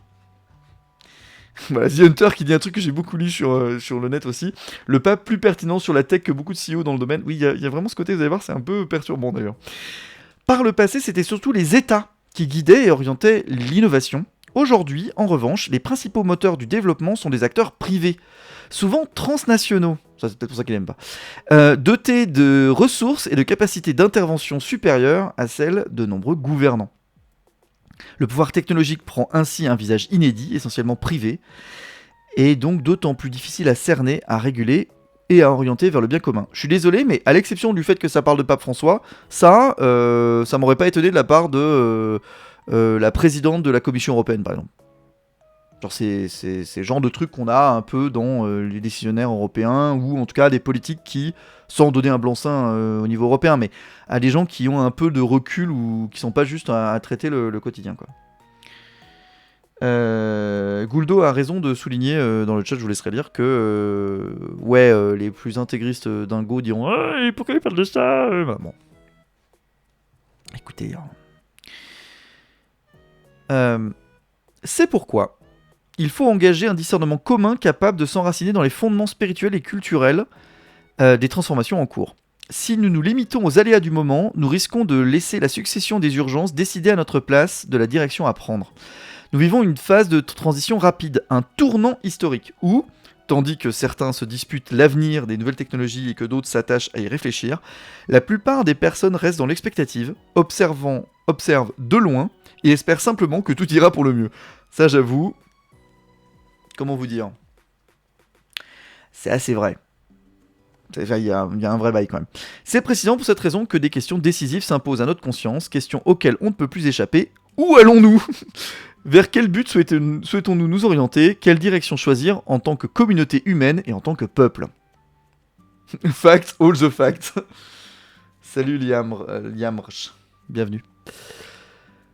Pour répondre à ces... Donc il parle des icônes bibliques. Alors attention, icônes, on rappelle, c'est pas pour faire une blague, mais bon, icônes, c'est pas que les petits trucs sur lesquels on clique, historiquement dans la religion, c'est ce qu'on idole notamment. Cette longue intro parle peu de Dieu ou de trucs comme ça me semble pour le moment très logique et pertinent. Tu vas voir qu'il y a des moments où ça fait référence à Dieu parce que c'est littéralement son job, mais que la plupart du temps, apparemment, c'est plutôt universel, ou en tout cas, voilà. C'est l'ONG La Pub RIP. Non, c'est long la pub, oui, t'inquiète, ça va bientôt se terminer. Euh, Pour répondre à ces questions et discerner comment vivre de manière responsable à l'ère de l'intelligence artificielle, je voudrais évoquer 2 images bibliques. La construction de la tour de Babel et la reconstruction des murs de Jérusalem. Alors j'espère qu'il y en a 2-3 ici qui connaissent leur classique, parce que moi pas du tout. Euh, Ça pourrait marcher pour l'écologie, l'argument contre les attentistes, pas que l'appropriation de la techno. Ok. Dans le livre de la Genèse, pardon, le récit de Babel se situe aux origines de l'humanité, juste après les généalogies des fils de Noé. Oui, c'est très très long ça d'ailleurs. On l'a lu à un moment dans le cours de français, je crois. La tour de Babel, c'est le siège social de l'Abdel. Non, non, Jonathan. Les êtres humains, une fois établis dans la plaine de Sénar, décident de construire une ville et une tour dont le sommet pénètre les cieux. Ils veulent ainsi s'assurer stabilité et pouvoir et surtout se faire un nom craignant d'être dispersés sur la terre. L'entreprise semble colossale, une seule langue, une seule technologie, une seule direction. Cependant, le projet cache un piège profond. C'est une œuvre conçue sans référence à Dieu, soutenue par une uniformité qui élimine la diversité et, au lieu de la communion, choisit l'homogénéisation. C'est ça qu'ils aiment pas. J'adore faire cette vanne, je sais pas comment voilà, bon. Lorsque la cité est construite sur l'orgueil et la prétention à se suffire à elle-même, la communication se dégrade, les langues se confondent et les êtres humains ne se comprennent plus. Le résultat n'est pas l'unité, mais la dispersion. Babel révèle ainsi la limite de toute construction qui, aussi grandiose soit-elle, naît de l'absolutisation de l'humain et de sa prétention à l'autosuffisance, sacrifie la dignité des personnes à l'efficacité et aspire à atteindre le ciel sans la bénédiction de Dieu. Donc vous voyez, il y a quand même une vision un peu, je dirais, moderne de... pas prendre les textes cash, mais d'y tirer un côté non mais en fait il faut comprendre que c'est évidemment mécanique. Enfin que c'est capitalisme quoi.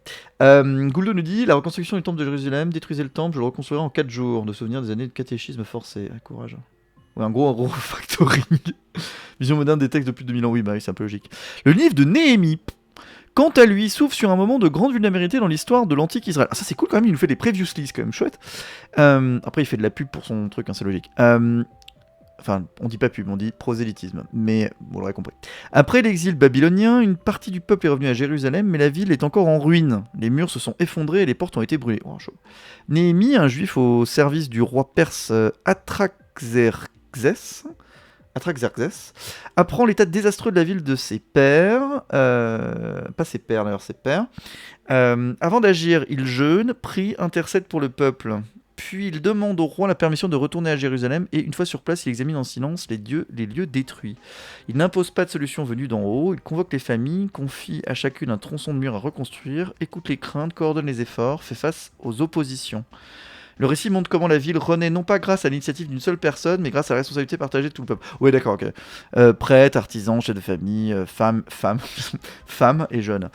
C'est une œuvre qui a Dieu au centre et qui rétablit les liens avant même de poser les pierres. L'ancienne Jérusalem retrouve ainsi un langage commun, non pas celui de l'uniformité, mais celui de la communion. L'harmonie naît lorsque chacun assume son rôle et que tout le peuple reconnaît sa force en venant du Seigneur. Bon, là on est un peu sur le côté, non mais il faut qu'on fasse tous ensemble, qu'on n'aille pas juste chacun de son côté. Bon, c'est un truc assez classique. Un truc un peu de la gauche chrétienne sur certains aspects. À la lumière de ces 2 icônes, ah oui, c'est pour ça qu'ils appellent les icônes, c'est les épisodes précédents, les trucs clés, quoi. Ces textes clés. L'Esprit Saint nous interpelle aujourd'hui sur notre rapport à la technique et à la révolution numérique en cours. Alors oui, il faut rappeler, hein, dans la religion catholique, christianique, j'en sais rien, enfin, chrétien, etc. Il y a un truc comme quoi le pape, il a des appels de Dieu, en gros.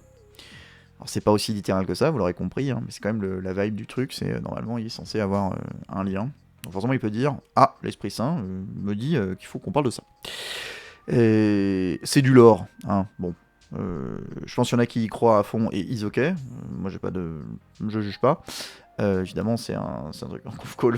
Non mais voilà. Non mais blague à part, il y a un côté voilà, c'est un peu la raison pour laquelle il parle de ça, c'est qu'il dit ah, l'Esprit Saint me dit. Nous interpelle aujourd'hui sur notre rapport à la technique et à la révolution numérique en cours. Les découvertes scientifiques sont un talent confié à l'humanité, c'est comme ça que c'est tourné, afin qu'elle le fasse fructifier. La technologie peut soigner, relier, éduquer, protéger la maison commune, nous tous, mais elle peut aussi diviser, rejeter, engendrer de nouvelles injustices. En théorie, elle n'est pas en soi une solution au problème de l'humanité, tout comme elle n'est pas en soi un mal, mais concrètement, elle n'est pas neutre. Ça, c'est clé. Donc la technique n'est pas neutre, car elle prend le visage de ceux qui la conçoivent, la financent, la régulent et l'utilisent. Ça, c'est notable. C'est-à-dire qu'en gros, tu files du blé, tu joues au truc, quoi. Enfin, t'es partie prenante du truc. C'est pourquoi le premier choix ne se situe pas entre un oui ou un non à la technologie, mais entre bâtir Babel ou reconstruire Jérusalem. Entre un pouvoir qui prétend dominer le ciel et un peuple, qui en présence de... Non, entre un pouvoir qui prétend dominer le ciel et un peuple qui, en présence de Dieu, se met à travailler de manière unie pour relever les murs de la cohabitation fraternelle. C'est assez anarchiste, d'une certaine manière, ce truc-là, c'est assez fou. Bon, moi, si t'enlèves le en présence de Dieu, parce que un gros truc de l'anarchie, c'est quand même ni Dieu ni maître, mais globalement, un peuple qui se met à travailler de manière unie pour relever les murs de la cohabitation fraternelle, c'est un peu anarchiste sur ce côté-là, donc ok, let's go. Jonathan nous dit dans la religion, il me semble que la Trinité, c'est la Trinité, bah, Dieu est à la fois le Père, le Fils et le Saint-Esprit. Oui, c'est un peu le combo magique, c'est la Triforce, tout ça. J'aurais plutôt dit une dictature avec Dieu qui décide de tout. Oui, mais qui n'existe pas. Enfin, si, parce que dans leur lore, si, mais vous voyez ce que je veux dire. Évitons donc le syndrome de Babel, l'idolâtrie du profit qui sacrifie. Alors, vraiment de gauche. Alors, on la refait. Évitons donc le syndrome de Babel, l'idolâtrie du profit qui sacrifie les plus faibles, l'uniformité qui gomme les différences, la prétention d'un langage unique, y compris numérique, capable de tout traduire, même le mystère de la personne en données et en performance. C'est là le risque de la déshumanisation, construire l'avenir en excluant Dieu et en réduisant l'autre à un moyen. Une tentation ancienne et toujours nouvelle qui prend aujourd'hui un visage technique. Choisissons plutôt la voie de Néhémie, donc l'idée de tous ensemble, on fait des trucs, mettant en évidence la valeur du travail partagé pour rendre sûre la cité de Dieu, bon, le coin, pour les exilés de retour. Reconstruire aujourd'hui, c'est reconnaître que dans la pluralité des voix et des visions rappelant parfois la dispersion des langues, il existe néanmoins une possibilité lumineuse, celle de bâtir ensemble en transformant la diversité en ressources et en faisant de l'écoute comme du dialogue le terrain d'entente sur lequel faire grandir la justice et la fraternité. Au sein de cette œuvre commune, les chrétiens trouvent leur propre manière de construire, orienter l'action vers Dieu, bon, évidemment, afin que, à sa lumière, le pluralisme ne se disperse pas dans le désordre, mais devienne, dans l'exercice de la synodalité, alors on va chercher, parce que synodalité, il faut se lever de bonne heure, et la manière dont l'Église catholique fait participer à sa mission les différentes entités qui la composent. Ah oui, donc en gros, on va tous ensemble dans le même coin, quoi. Mais deviennent dans l'exercice de la synodalité, donc tous ensemble, sans Marc-Emmanuel, l'espace où l'humanité retrouve des fondements solides et sa fin ultime. Dans l'Apocalypse, Jean voit la nouvelle Jérusalem qui descendait du ciel de chez Dieu, comme un don pour toute l'humanité. Et cette vision de grâce est pour nous, chrétiens, un appel à œuvrer ensemble en cultivant une vie commune pacifique, juste et digne dans les cités d'aujourd'hui. Le pape a de toi de citer Marx. Oui, non, mais voilà. En fait, j'aime bien me dire, quand tu lis ce texte et que t'enlèves les refs à Dieu et tu le remplaces par vivre ensemble et voilà, c'est très. Voilà, c'est ça. C'est genre, c'est de gauche. Bon, après, je vais me dire, c'est pas très étonnant. On le sait depuis longtemps qu'il y a une gauche chrétienne historiquement. Enfin, voilà. Usul, on parle de temps en temps d'ailleurs. Il y a un bail là-dessus. Mais je trouve que c'est assez fascinant. Oui,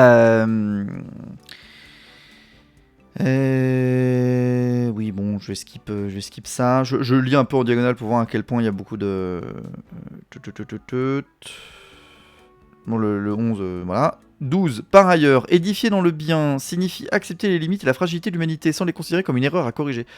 Aujourd'hui, le désir de plénitude de l'être humain, désir détourné vers des objectifs trompeurs, l'illusion d'une technique permettant de nous libérer de toute fragilité ou des modèles de bien-être qui laissent de côté des peuples entiers. Donc là, il y a un côté genre inclusif, quoi.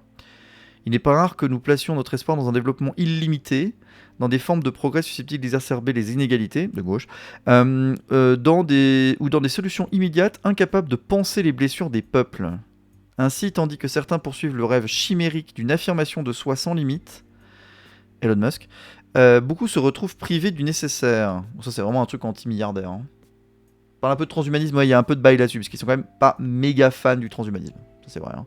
Ce qui n'est pas illogique de la part de l'église. Si on a bien 2-3 qui seraient pas méga fans de ça, bon. Mais vous avez vu que c'est relativement subtil, hein. C'est pas en mode oulala le transhumanisme, hein. C'est plus subtil. D'une voix humble mais ferme, L'Église... Ah, ça va chier. L'Église rappelle que la véritable réalisation ne n'est pas de la suppression des fragilités, mais d'une croissance harmonieuse. Là où la liberté et la responsabilité vont de pair avec une attention mutuelle et une véritable solidarité, et où le progrès se mesure à la lumière de la dignité de chacun et du bien des peuples. Bon, ça c'est quand même vachement consensuel, hein. Mais je pense que ça vaut le coup de le rappeler. En troisième lieu, construire un monde où chacun peut s'épanouir exige de la co-responsabilité courageuse. Aucune main ne suffit à elle seule à supporter le poids des défis pesant sur le monde. Et aucune n'est si faible qu'elle ne puisse apporter sa contribution. Alors c'est marrant parce que tout à l'heure, c'est Walex, je crois, qui soulignait que ça pouvait très bien marcher pour l'écologie aussi, tout ça, et c'est assez vrai.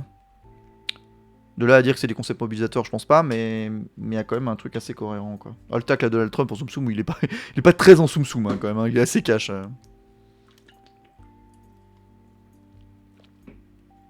À chacun sa partie du mur. Oui, pardon. La puissance se déploie dans la faiblesse. À chacun sa partie du mur, le fameux mur, vous avez vu l'image de tout à l'heure. Scientifiques et chercheurs, entrepreneurs et travailleurs, éducateurs et législateurs, société civile, mouvement populaire. Ok, le pape dit qu'il faut qu'on aille dans la rue. Et communauté de foi.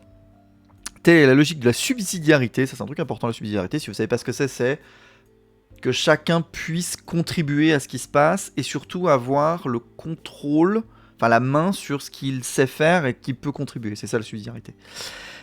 Qui valorise la coopération entre les générations, entre les peuples, entre les disciplines et les cultures comme voie royale pour favoriser la stabilité, la prospérité et la paix. Les tensions et les divergences ne doivent pas faire peur. Oh, notez. Non mais vraiment, hein, il y a des pépites, il y a des nuggets. Les tensions et les divergences ne doivent pas faire peur. Elles peuvent devenir des énergies créatives lorsqu'elles sont guidées par une responsabilité partagée. On a le droit de pas être d'accord. Et c'est bien. Désolé, hein, je sais que je dis des évidences, mais...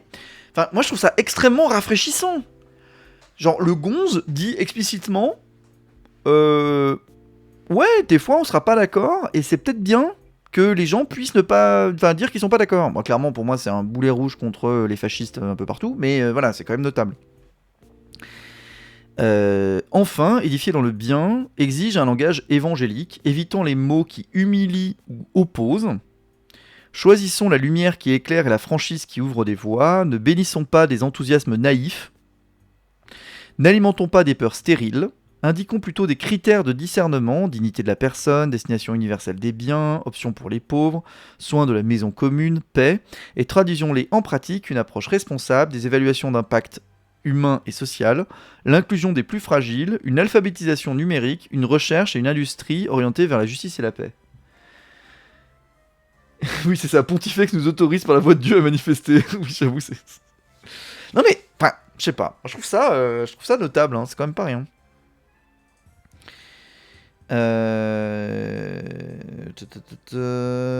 Bon, ça c'est un peu... Voilà, bon. Ne craignons pas de nous salir les mains dans le chantier de notre époque, comme Néhémie, planifiant avec sagesse. L'être humain au centre de nos choix, alors les pierres rejetées deviendront la pierre angulaire, et sur la terre s'élèvera une demeure commune, solide et accueillante, où finalement l'amour et la vérité se rencontreront, la justice et la paix s'embrassent. Les serviteurs du royaume à venir dans des maîtres de donjons voués à s'effondrer. Oui, d'accord, bon, ok. Donc là, il y a tout un truc sur la religion par rapport... voilà, pourquoi la religion doit... Salut, oncle! Pourquoi la religion doit s'exprimer, globalement. Donc ça, c'est tout un truc, c'est très juridique, et je pense que c'est dans l'autre sens que ça se passe, hein. C'est le juridique qui s'est inspiré de comment l'église fonctionnait que l'inverse, mais donc il y a un petit côté genre, ce que je vous dis là, c'est backé par tel ou tel texte, telle ou telle démarche. C'est assez notable à voir. C'est le petit ventre mou entre tacle à Trump et Tolkien. Ah ouais, là, attends, tu spoil, mais oui, effectivement, il y a une citation de Tolkien, les amis, un peu plus tard. Ça, c'est le truc qui a le plus tourné sur les réseaux, genre, quoi? Oui, il y a une citation de Tolkien plus loin. Ce qui est quand même assez fou. Aquatic FX pose la question, il y a peut-être des gens dans le chat qui pourront répondre, pourquoi, enfin ça me flingue, quand je lis ce texte, pourquoi les catholiques sont généralement marqués politiquement à droite, leurs principes sont pourtant bien de gauche? Et j'ai envie de dire, oui, mais parce que il y a une culture de la gauche chrétienne, aussi en France, mais partout dans le monde. Et c'est juste que ça peut être aussi, la religion, ça peut être tourné pour des fascistes, et on va dire que ça dépend un peu qui est actuellement au Vatican. Bon, ces dernières années, ça allait un peu mieux, mais il y a eu des bails quand même un peu, voilà. Et puis il y a aussi le côté conservatisme aussi à côté catholique, dans le sens où il y a quand même de l'historique, c'est-à-dire que ils sont littéralement gardiens du temple. Donc ils ont ce côté, oui, des fois c'est un peu compliqué sur certaines évolutions sociétales. Gauche chrétienne, j'ai l'impression de ne jamais avoir envie de ces deux mots ensemble. Alors que c'est un vrai truc, hein, historiquement. C'est quelque chose. Donc voilà, donc là, globalement, ça dit oui, salut, il faut quand même qu'on parle des choses. Enfin, on a le droit d'en parler, quoi, c'est ok.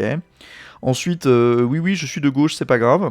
Donc ça, globalement, ça va d'être je suis de gauche, c'est pas grave. Ensuite, de Léon XIII à Léon XIV, oui, effectivement, des fois on s'est posé des questions, mais bon. Voilà, donc ça c'est un peu... Bon, ça globalement c'est... c'est du blabla utile hein, dans ce contexte-là, mais nous, nous on s'en fout. Hein. Nous on a une lecture qui est très, on rappelle assez universaliste, enfin universelle surtout, pas du tout, enfin très agnostique athée. Donc nous tout ça, ça nous intéresse moins. Hein. Là il parle quand même des messages radiophoniques de Noël de Pie XII. Bon, autant vous dire que alors même s'il y a un truc intéressant, parce qu'on parle de la Seconde Guerre mondiale et de l'importance de... Voilà, mais bon, là, sur le truc dont on parle, globalement, voilà. Je vous laisserai le lire chez vous, hein. N'oubliez pas, hein, c'est disponible gratuitement sur le site du Vatican. Donc voilà, donc là, ça continue là-dessus. Gna, gna, gna, gna, gna. Le magistère récent, ça parle un peu plus de la manière récente, comment Jean-Paul II a parlé aussi des mécaniques économiques. On semble cohérent. Voilà. Le fléau du sous-développement, ça explique qu'il faut quand même aider les pays qui en chient. Voilà. Même Benoît XVI parlait de la limite de la mondialisation. Réduire le pouvoir politique des États, tout ça. Bref, Pape François, globalement machin, poète. Voilà, bon.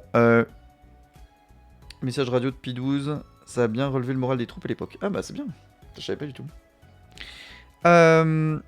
On va passer un peu le chapitre 2 aussi sur la doctrine sociale de l'Église. Non pas que ça m'intéresse pas, je pense que c'est vraiment passionnant, mais j'avoue qu'on est plus là pour le côté technologique. J'avoue. Mais globalement, c'est de la gauche, là-dedans. C'est beaucoup de trucs de gauche, si j'ai bien compris. Alors, ceci dit, non, je vais faire un petit point quand même, parce que non, c'est quand même important. Parce que notamment il dit des choses assez importantes. Il incombe à l'État de garantir la cohésion, l'unité et l'organisation équitable de la société civile afin que le bien commun puisse être véritablement recherché par la contribution de chacun. Donc on est quand même sur des trucs assez calés. Alors attends, avant de dire ça, je vais lire quand même ce que dit Fernand dans le chat. Alors sur la gauche chrétienne, il y a une vraie anomalie en France. Les protestants, semble-t-il, votent plutôt à gauche. Faut que je retrouve les sondages. Et il est intéressant de voir la corrélation entre l'implantation du Parti radical de gauche, le PRG dans le sud-ouest, et l'implantation protestante en France. Intéressant. Mais pour moi, comment ça s'appelle le journal mais si, le journal chrétien. Ah mais il était pas catholique. Mais il y a le grand quotidien édité par Bayard. Comment il s'appelle? Non, pas Sud-Ouest. Quotidien national. La Croix, merci beaucoup. La Croix, il me semble... Merci beaucoup. Oui, c'est catho, on est d'accord. Et la Croix est quand même plutôt de centre-gauche.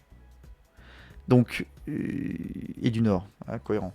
Mais du coup, c'est pour ça, dans ma tête, quand je pense à une gauche chrétienne, je pense à le côté gauche de la croix, quoi. Mais bon, faut dire, mes connaissances politiques sont limitées, alors mes connaissances en termes de religion, c'est encore pire. Ah oui, il y a le pèlerin, t'as raison aussi. Je sais pas où s'en est le pèlerin. Ouais, c'est pour dire à quel point j'y connais rien. Hein. Mais bon, on essaye, on découvre des trucs. Voilà, donc un truc intéressant. Donc là, il dit également ça vaut aussi pour la politique internationale, globalement. Ça, c'est en gros des tacles à Trump. Hein. J'invite chacun à réfléchir à des formes de coopération et d'institutions internationales plus efficaces, capables de préserver le bien commun global sans pour autant supprimer la légitime pluralité des peuples et des États. Voilà, la promotion du bien commun ne peut jamais être dissociée du respect aux droits des peuples à exister, à préserver leur propre identité et à contribuer par leur spécificité à la famille des nations. Il y a Milei aussi, oui, en passant. Toute tentative ou tout projet visant à éliminer ou à soumettre une nation est gravement immoral et donc inacceptable. On se demande bien de quoi ça peut parler, ça, tiens. C'est quand même globalement un subtweet sous forme d'une mailing list, en rappel, hein, ce truc. Hein. En plus d'avoir pas mal de backing idéologique, hein, comme on l'a dit, enfin, ça a été très réfléchi, ça se sent d'ailleurs. C'est très très based, on l'a dit et redit, hein, il y a quand même beaucoup de bangers dans cette affaire. Mais voilà, donc oui, je voulais juste parler de ce truc-là parce qu'il y a un côté très intéressant. Ah, alors, juste ce que nous dit Oncle Fernand également. En bonus, oui, on joue au rugby en France dans les régions où les protestants sont les plus installés, car à l'origine, chez les Anglais, le rugby est un sport protestant et le foot un sport catholique. Évidemment, il simplifie, hein, il y a plein de nuances, mais marrant, putain, j'avais jamais eu cet angle de lecture, intéressant, passionnant. Oui, limite à la gorge le tag pour toi, mais je suis assez d'accord. 65. Parmi les multiples implications du bien commun, le principe de la destination universelle des biens revêt une importance immédiate. Ce principe nous rappelle avant tout que les biens de la terre, le sol, l'eau, l'air, les ressources naturelles, sont donnés par Dieu à toute la famille humaine pour soutenir la vie de chacun, aujourd'hui comme pour les générations futures, et que chaque personne a un droit originel à l'usage de ces biens. Saint Jean-Paul II rappelait que Dieu a donné la terre à tout le genre humain pour qu'elle fasse vivre tous ses membres sans exclure ni privilégier personne. Là encore, gauche. Par conséquent, il n'est pas conforme au dessein de Dieu d'utiliser ce don de telle sorte que ses bienfaits ne profitent qu'à quelques-uns. Aujourd'hui, nous sommes appelés à reconnaître que cette destination universelle ne concerne pas seulement les biens matériels, mais aussi les biens immatériels et culturels. Ah. Il existe un droit à la propriété privée qui possède son sens et sa fonction propre, mais toujours subordonné à la destination universelle des biens. Selon Jean-Paul II, cette subordination est la règle d'or du comportement social et le premier principe de tout l'ordre éthico-social. La tradition de l'Église a vu dans la propriété un moyen de préserver et d'administrer les biens afin qu'ils puissent mieux servir le bien commun. Puisque la tradition chrétienne n'a jamais reconnu comme absolu ou intouchable le droit à la propriété privée, mais enfin, voilà, c'est... Ça, sur CNews, ils sont à deux doigts de penser qu'il est mélanchoniste. Hein. Non, j'exagère, évidemment, je fais une vanne, mais c'est pour vous dire à quel point ça doit souffrir fort chez les gens très à droite, notamment aux US. Tu t'exagères jamais là. Écoute, je ne m'exagère pas l'encyclique.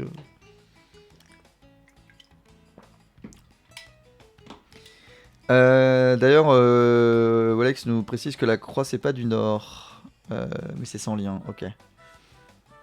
Je m'attendais pas à passer mon lundi soir de calicule à faire l'usage d'une encyclique. Mais en même temps, ça s'y prête bien. En fait, je trouve ça intéressant, voilà. Sa fonction sociale non, pardon. Puisque la tradition chrétienne n'a jamais reconnu comme absolu ou intouchable le droit à la propriété privée, donc je disais, il y en a 2-3 aux États-Unis qui varient. Sa fonction sociale ne doit pas être considérée comme une simple opinion théologique, mais comme une doctrine certaine de l'Église, déjà présente dans les Saintes Écritures et chez les pères, en mode ouais, non, mais là vraiment, hein, c'est point d'exclamation important cette affaire.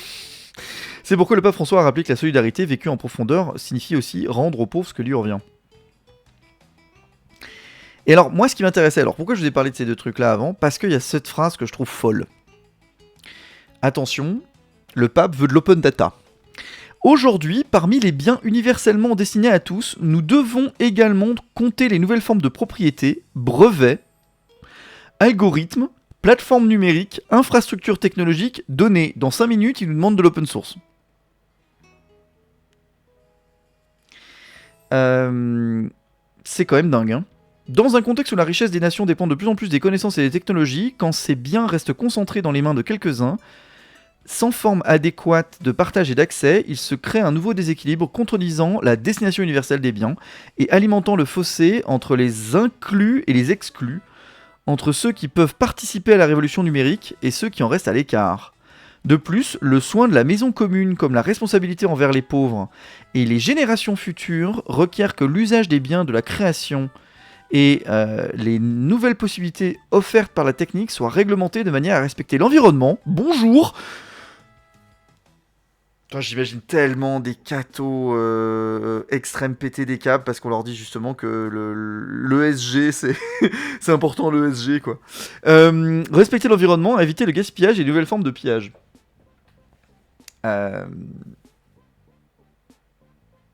j'étais grave beau gosse sur la photo. Attends, qu'est-ce qu'il y a, oncle Fernand? Je le confonds avec le journal Le Croix du Nord. Fun fact, j'étais interviewé dans le journal en 2012.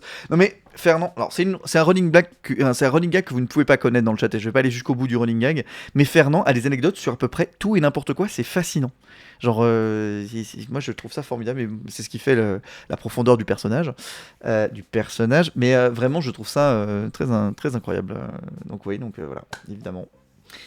Bolloré, Sterrin et Boutin, la PLS. Oui, non, mais ils vont dire que c'est pas un vrai pape ou je sais pas quoi. Tout classique. Le principe de subsidiarité.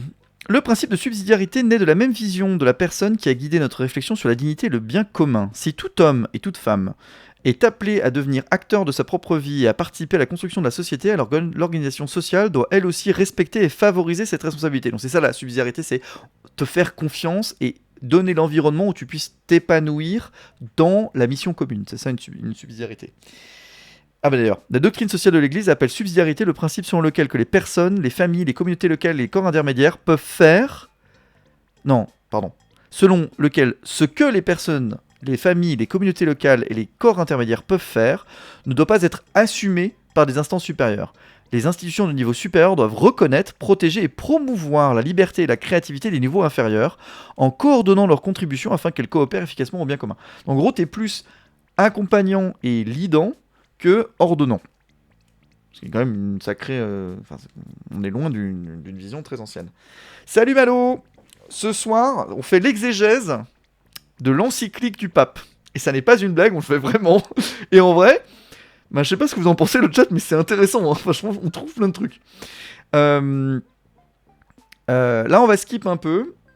Ah bah tiens, Gouldo. Anecdote, je suis presque pareil qu'Oncle Fernand, mais je me soigne parce que j'ai tellement pris des quiches. Parce que je donne trop mon côté encyclopédique en avant, j'ai quitté un groupe Discord pour ça. Mais non, mais moi ça me va bien, moi je trouve ça cool. Enfin, moi je le taunte gentiment, Fernand, mais c'est trop cool. Moi j'adore. Tout plein d'anecdotes et tout plein de trucs cool qui fait que... ça râle à la profondeur du personnage, c'est trop chouette. Mais oui, mais par contre, je le taunte parce que c'est quand même fou qu'à chaque fois il ait une anecdote. Moi, je trouve ça formidable. Une anecdote personnelle en plus, dans le cas de Fernand, ça qui est rigolo. C'est pas un actuali, il a fait tellement de choses dans sa vie. Moi, je trouve ça très impressionnant. J'ai compris le tone positif. Parfait.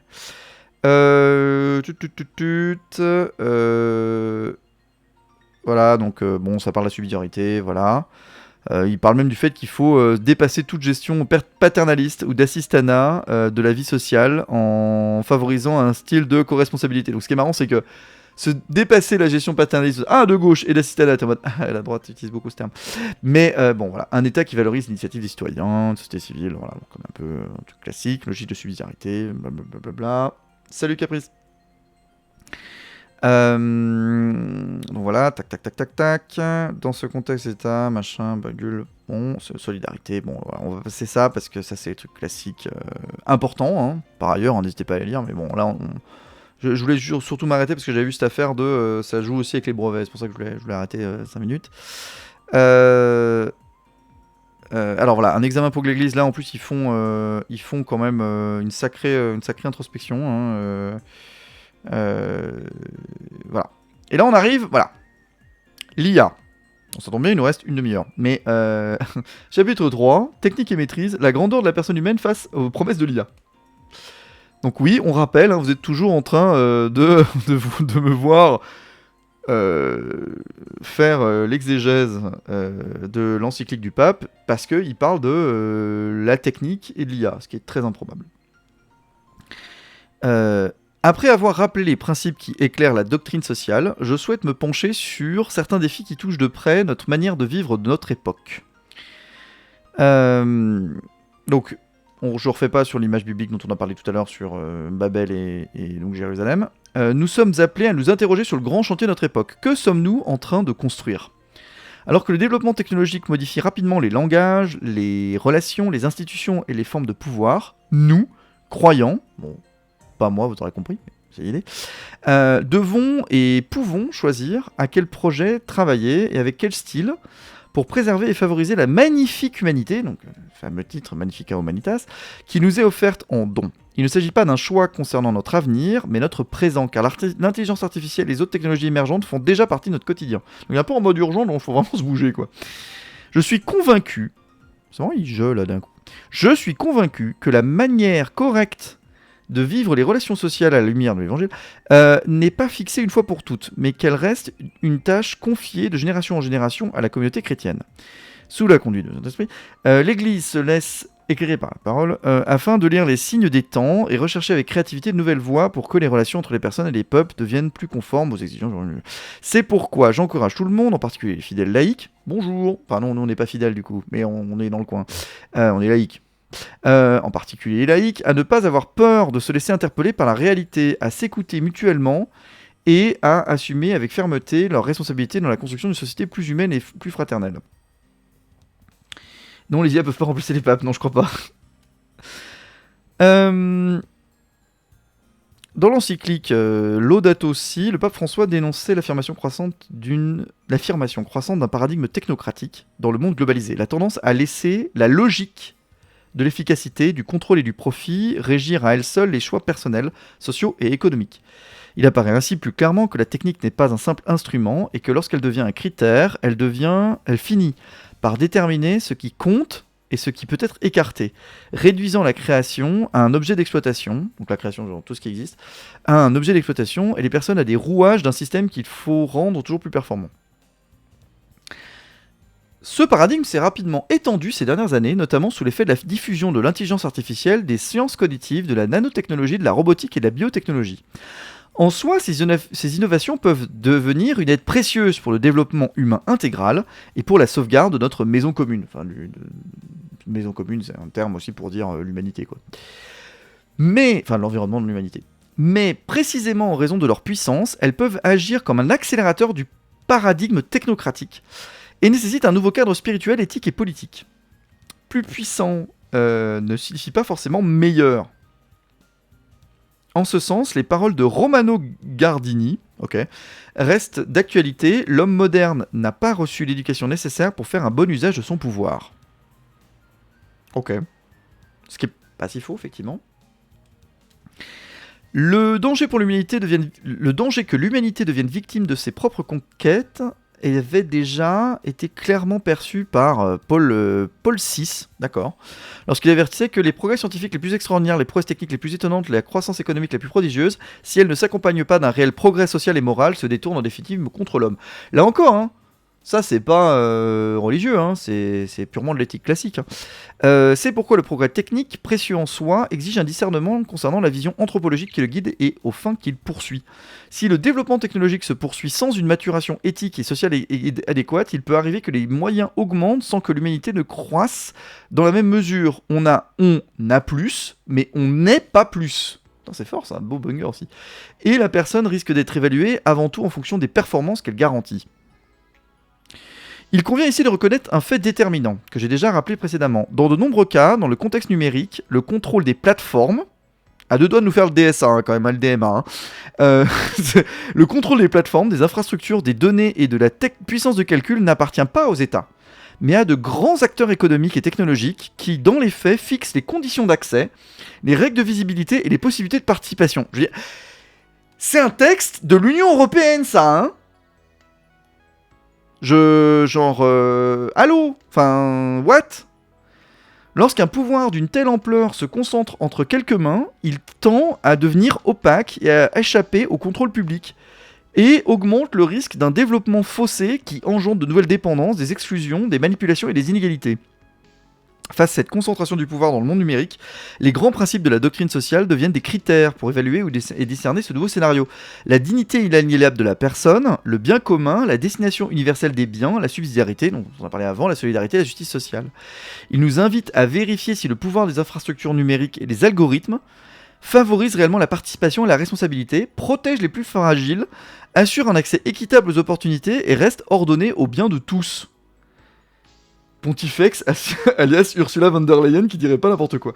Franchement, hein, sur ces prémices, nous pouvons désormais examiner de plus près ce qu'est l'intelligence artificielle, à quelles possibilités elle ouvre et quels risques elle comporte. Donc tout ce qu'il a dit jusqu'à maintenant, c'est pour donner les bases et les clés qui vont nous permettre de lire la suite. En fait, le Vatican, c'est pas à Rome, mais à Strasbourg. L'intelligence artificielle. Ce n'est pas mon intention de proposer ici une analyse sur l'intelligence artificielle, ni de s'attarder sur une bibliographie désormais très abondante. Ceci dit, ce serait plus que Luc Julia, le pape de l'IA, dont on n'arrête pas de nous vendre de A à Z. Bref. Il existe déjà des contributions faisant autorité, y compris dans le domaine ecclésial, donc de l'Église, auxquelles il est possible de se référer. Je suis curieux. Dicaster pour la foi, la culture et l'éducation. Donc il y a déjà des gens qui s'étaient posé la question. Je me limiterai à rappeler quelques éléments essentiels pour un discernement moral et social qui préserve le primat de la personne, afin que ce soit toujours l'intelligence humaine, avec sa conscience et sa liberté, qui guide les innovations techniques et en établisse avec responsabilité l'usage et les limites.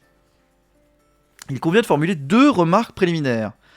La première est que toute affirmation concernant l'IA risque de devenir rapidement obsolète. Putain, mais merde! Alors, désolé, mais la plupart des tribunes dans le monde ne prennent pas le soin de dire ça.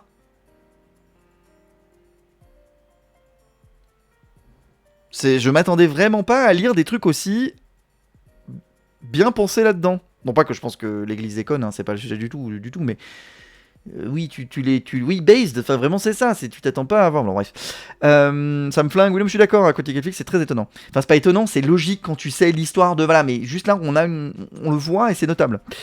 Compte tenu de la vitesse impressionnante à laquelle ces systèmes évoluent. La seconde est que nous tous, y compris ceux qui les conçoivent, en savons peu sur leur fonctionnement réel. Là aussi, je m'attends pas à lire ça. Les intelligences artificielles modernes sont en effet davantage cultivées que construites.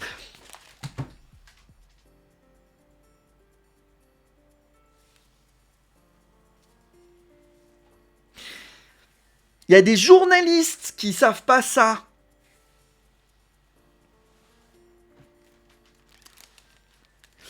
Malo Passant nous dit: je risque d'être le seul dans ma référence, mais j'ai l'impression de lire un texte issu du monde des ténèbres. Univers des JDR, Vampire la Mascarade, Loup-Garou, l'Apocalypse, Super-Héros ici, Mage l'Ascension.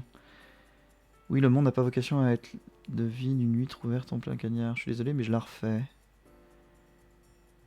Oncle Fernand nous dit: ce qui est intéressant avec les encycliques, c'est que ce sont des textes qui ont dans leur esprit se rapprochent plus de textes universitaires que politiques. Donc ça a vocation à s'inscrire dans le temps long. Et c'est pour ça que ça peut aussi rappeler dans le ton des 10 de la Cour suprême. De la Cour suprême. Oui, je suis d'accord, mais il y a un côté très juridique mélangé avec de l'éthique. C'est très étonnant à lire. Mais surtout, désolé, je suis très impressionné. C'est fou. C'est fou d'avoir ça. Ça me choque. Enfin, ça me choque positivement. C'est un truc qui est très vrai, genre quand tu vis un peu dans ce monde-là, que tu t'intéresses à ces sujets, tu le sais, tu construis pas une intelligence artificielle, tu la cultives, tu la fais pousser, donc tu sais pas exactement comment ça marche. Et de voir que le pape, et ses services évidemment, mais bon c'est lui qui signe, donc normalement c'est lui qui comprend, disent ça, c'est notable, c'est vraiment une compréhension vraiment du délire, c'est notable. Hein. Donc désolé, je m'y remets, mais ça m'a choqué. Les intelligences artificielles modernes sont en vrai davantage cultivées que construites. Les développeurs n'en conçoivent pas directement chaque détail, mais créent une architecture sur laquelle l'IA se développe, c'est ça. En conséquence, des aspects scientifiques fondamentaux, tels que les représentations internes et les processus computationnels de ces systèmes, restent pour l'instant inconnus. Il en résulte donc l'urgence d'un double engagement, d'une part un approfondissement de la recherche scientifique, d'autre part un exercice de discernement moral et spirituel. Alors là je vais faire juste une petite pause. Un truc important à savoir, et certains disent que c'est notable, et on ne sait pas à quel point ça a contribué, est-ce qu'il y a eu un amicus curiae, voilà, mais des gens de chez Anthropic étaient dans le coin lors de la publication de cette encyclique. Alors, il n'est pas sponsor par Anthropic, ça marche pas comme ça dans l'église. Mais il y avait un côté où je pense que ça a dû être aussi nourri des échanges qu'il y a eu avec des gens qui s'y connaissent. Et ça se sent parce que Anthropic dit beaucoup de ces choses-là quand même depuis longtemps. Donc il faut quand même avoir conscience de ça. Je pense qu'ils sont suffisamment malins pour pas être complètement enrobés par un discours d'Anthropic. Et je pense que c'est plus une convergence assez naturelle dans les réflexions, parce que pour coup, Anthropic, on peut leur reprocher plein de choses.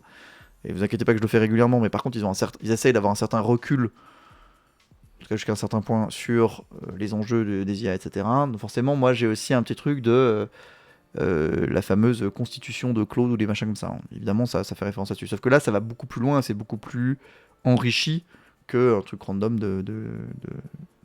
d'Anthropic. Et très bonne vanne que je vois dans le chat, je vous les laisserai lire. Il y a des bonnes vannes.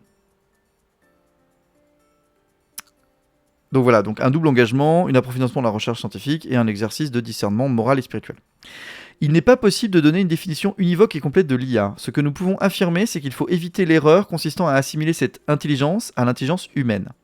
Ces systèmes imitent certaines fonctions de l'intelligence humaine. Ce faisant, ils la surpassent souvent en termes de vitesse et d'ampleur de calcul, offrant des avantages concrets dans de nombreux domaines. Et pourtant, cette puissance reste exclusivement liée au traitement des données. Les prétendues intelligences artificielles ne vivent pas d'expérience. Ça, on ne sait pas, mais non. Ne possèdent pas de corps, ne connaissent ni la joie ni la douleur, ça on n'est pas si sûr, mais bon. Ne mûrissent pas dans la relation, ça par contre c'est vrai pour l'instant, ne savent pas de l'intérieur ce que signifie l'amour, le travail, l'amitié, la responsabilité.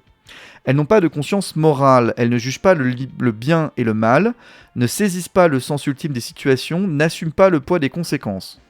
Elles peuvent imiter des langages, des comportements, des évaluations, elles peuvent simuler de l'empathie ou de la compréhension, mais elles ne comprennent pas ce qu'elles produisent, car elles n'habitent pas l'horizon affectif, relationnel et spirituel dans lequel l'humain devient sage.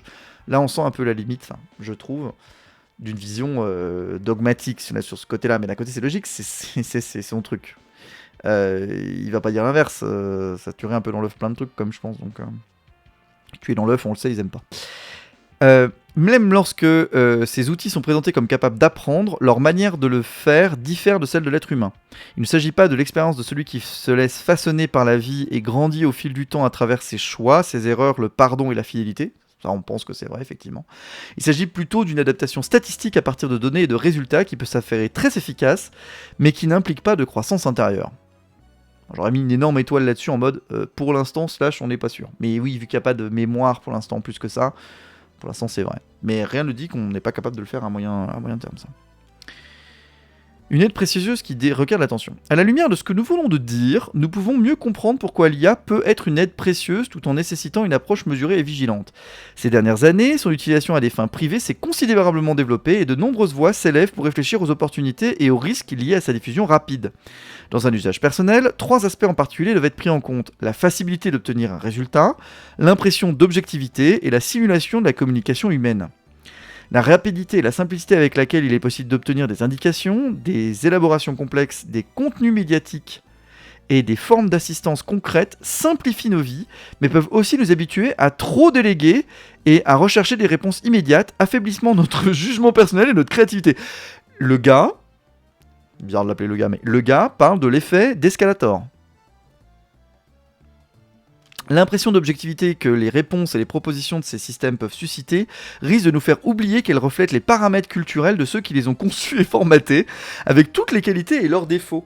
L'imitation artificielle d'une communication humaine positive, par le conseil d'empathie, d'amitié, d'amour, peut s'avérer gratifiante et même utile, mais chez des utilisateurs peu avertis, elle peut induire en erreur et donner l'illusion d'être en relation avec un sujet personnel authentique. Lorsque la parole est simulée, elle ne construit pas une relation mais son apparence. L'imitation artificielle de la relation de soins ou d'accompagnement peut devenir dangereuse lorsqu'elle s'insinue dans un contexte pauvre en relation et en affection réelle. Le risque n'est alors pas tant qu'une personne croit parler à une autre personne, mais qu'elle perde le désir même d'en rechercher véritablement l'autre. Je suis désolé, mais c'est based de fou.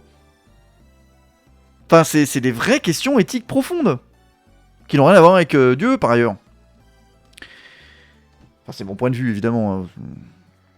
Facile pour ma part de dire ça, hein. Mais voilà. En élargissant notre regard sur le recours à l'IA dans nos sociétés, nous constatons qu'elle est désormais présente dans les processus décisionnels dans tous les domaines et à différents niveaux. Dans la communication, la gestion, le contrôle. Les avantages en termes d'efficacité et le potentiel d'amélioration de certains services sont évidents. Cependant, notre adoption rapide et sans discernement nous expose à divers risques, notamment celui de sous-estimer son impact environnemental. Les systèmes d'IA actuels nécessitent de grandes quantités d'énergie et d'eau. Ils ont un impact significatif sur les émissions de dioxyde de carbone. T'en parles de CO2, salut. Et consomment des ressources de manière intensive. Avec l'augmentation de la complexité, notamment dans les grands modèles linguistiques, ça parle explicitement des LLM, hein, par ailleurs. Je suis sûr qu'en anglais, pour le coup, il l'avait pas traduit grand langage linguistique, mais large language model, hein, quand même. C'est quand même fou. Hein. En sachant que c'est des humains qui ont traduit. Les besoins en puissance de calcul et en capacité de stockage augmentent également, s'appuyant sur un ensemble de machines, de câbles, de centres de données et d'infrastructures énergivores. C'est pourquoi il est essentiel de développer des solutions technologiques plus durables afin de réduire l'impact sur l'environnement et de prendre soin de notre maison commune. Maison commune, l'environnement, vous aurez compris. Allez, bye bye les AI boyfriend et girlfriend. Oui, il y a un peu de ça aussi. 124. Ah, c'est marrant parce qu'à chaque fois, c'est que des refs, des trucs internes à l'église, alors que clairement, je continue de dire, hein, tu prends ce texte, t'enlèves les références à Dieu, bon, ça enlève une bonne partie, mais pas tant. Tu fais des refs à des publications scientifiques ou à des rapports, à des livres blancs, et vous avez un texte de l'Union Européenne. Dans quelle langue ça a été écrit d'ailleurs? Il me semble, j'ai lu sur le net que c'est écrit principalement en italien désormais. C'est pas du tout écrit en latin. C'est écrit en italien et c'est traduit après dans les 7 langues à dispo. Je me demande à quel point Anthropic a admis l'impact écologique des LLM. Ils sont pas... Ils disent ouais, non, mais pas tant. Une longue phrase pour dire les serveurs informatiques. Non, je suis pas d'accord, c'est plus subtil que ça. Parce qu'en vrai, c'est pas juste une histoire de serveur. Responsabilité, transparence et gouvernance de l'IA. Je continue de dire que ça c'est un titre de considérant d'un texte de l'UE, mais bref. L'utilisation de l'IA n'est jamais un fait purement technique. Lorsqu'elle intervient dans des processus qui ont une incidence sur la vie des personnes, elle touche aux droits, aux opportunités, à la réputation et à la liberté. Des décisions délicates qui touchent au travail, au crédit, à l'accès aux services et à la réputation des personnes risquent d'être entièrement confiées à des systèmes automatisés qui ne connaissent pas la compassion, la miséricorde, le pardon et surtout l'ouverture à l'espérance d'un changement de la personne, et peuvent ainsi engendrer de nouvelles formes d'exclusion. T'es membre de la Quadrature du Net, Léon? Faut nous dire, hein? Y'a pas de souci, hein? Prends ta carte au parti pirate. Il peut y avoir des utilisations parfaitement inhumaines, comme la manipulation de l'information ou la violation de la vie privée, mais il peut y avoir un danger moins évident lorsque les systèmes d'IA, se présentant comme neutres et objectifs, reflètent et renforcent les stéréotypes ou les positions idéologiques de celles qui les ont conçus et formés. Alors, fun fact, le IA Act, c'est quasiment ça. Enfin, c'est une bonne partie de ça, de dénonciation de ces trucs-là, et notamment de recours si vous avez une décision automatique. L'IA Act au niveau européen, évidemment. Confier dans les faits à un algorithme le pouvoir de sélectionner qui mérite et qui ne mérite pas, sans que personne n'assume plus le poids de cette décision, revient à lui confier la tâche de redéfinir les limites des personnes, des possibilités humaines. Ce qui fait défaut dans ce processus, ce n'est pas seulement l'empathie envers l'exclu, qui peut être imité artificiellement, mais la responsabilité politique. Car l'écartement des plus faibles est revêtu de neutralité et d'objectivité, face auquel il est impossible de protester. Ainsi, l'injustice devient silencieuse et la compassion, la miséricorde et le pardon, non pas comme de simples apparences mais comme des gestes politiques, disparaissent de l'horizon. Il en découle une conséquence simple mais incontournable, nous ne pouvons pas considérer l'IA comme moralement neutre. Ça c'est un gros truc, hein, ça a été beaucoup cité. En réalité, tout dispositif technique implique des choix et des priorités, ce qu'il mesure, ce qu'il ignore, ce qu'il optimise, et la manière dont il classe les personnes et les situations. Si un système est conçu ou utilisé de manière à traiter certaines vies comme moins dignes, ou à les exclure sans possibilité d'appel, il ne s'agit pas d'un simple instrument à bien utiliser, il introduit déjà un critère qui contredit la dignité inaliénable de la personne.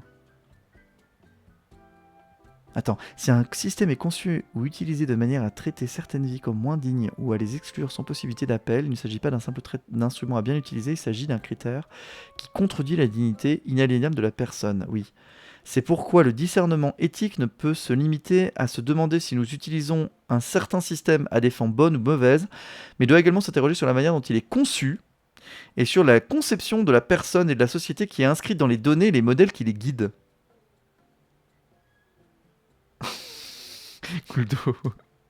Gouldo qui nous dit que ça le troue le cul tellement il est based. Mais oui, oui. Pour que l'IA respecte la dignité humaine et serve vraiment le bien commun, il est essentiel que les responsabilités soient clairement définies à chaque étape, depuis ceux qui les conçoivent et programment les systèmes jusqu'à ceux qui les utilisent ou ceux qui décident de leur confier des choix concrets. Cependant, et dans de nombreux cas, les processus internes qui mènent à un résultat peuvent manquer de transparence, ce qui rend plus difficile l'attribution des responsabilités et de la correction des erreurs. C'est là que la responsabilité devient décisive. C'est à savoir que la possibilité d'identifier qui doit rendre compte des décisions, les motiver, les contrôler et si nécessaire les contester et réparer les dommages qui en dérivent. Je disais, mais c'est vachement précis moi je trouve. Hein. Ah, Fernand nous a fait un fact-checking intéressant. Enfin un fun fact. Après recherche, c'est la version latine de l'encyclique qui est considérée comme officielle, donc qui fait foi entre guillemets, foi. Même si elle a d'abord été écrite en italien. Donc ils vont la traduire en latin et ils vont dire c'est ça le vrai texte, au cas où si les traductions il y a un doute. Marrant. Appeler à la prudence, à des contrôles rigoureux et parfois même à un ralentissement dans l'adoption de l'IA ne signifie pas être contre le progrès, mais faire preuve d'une attention responsable envers la famille humaine.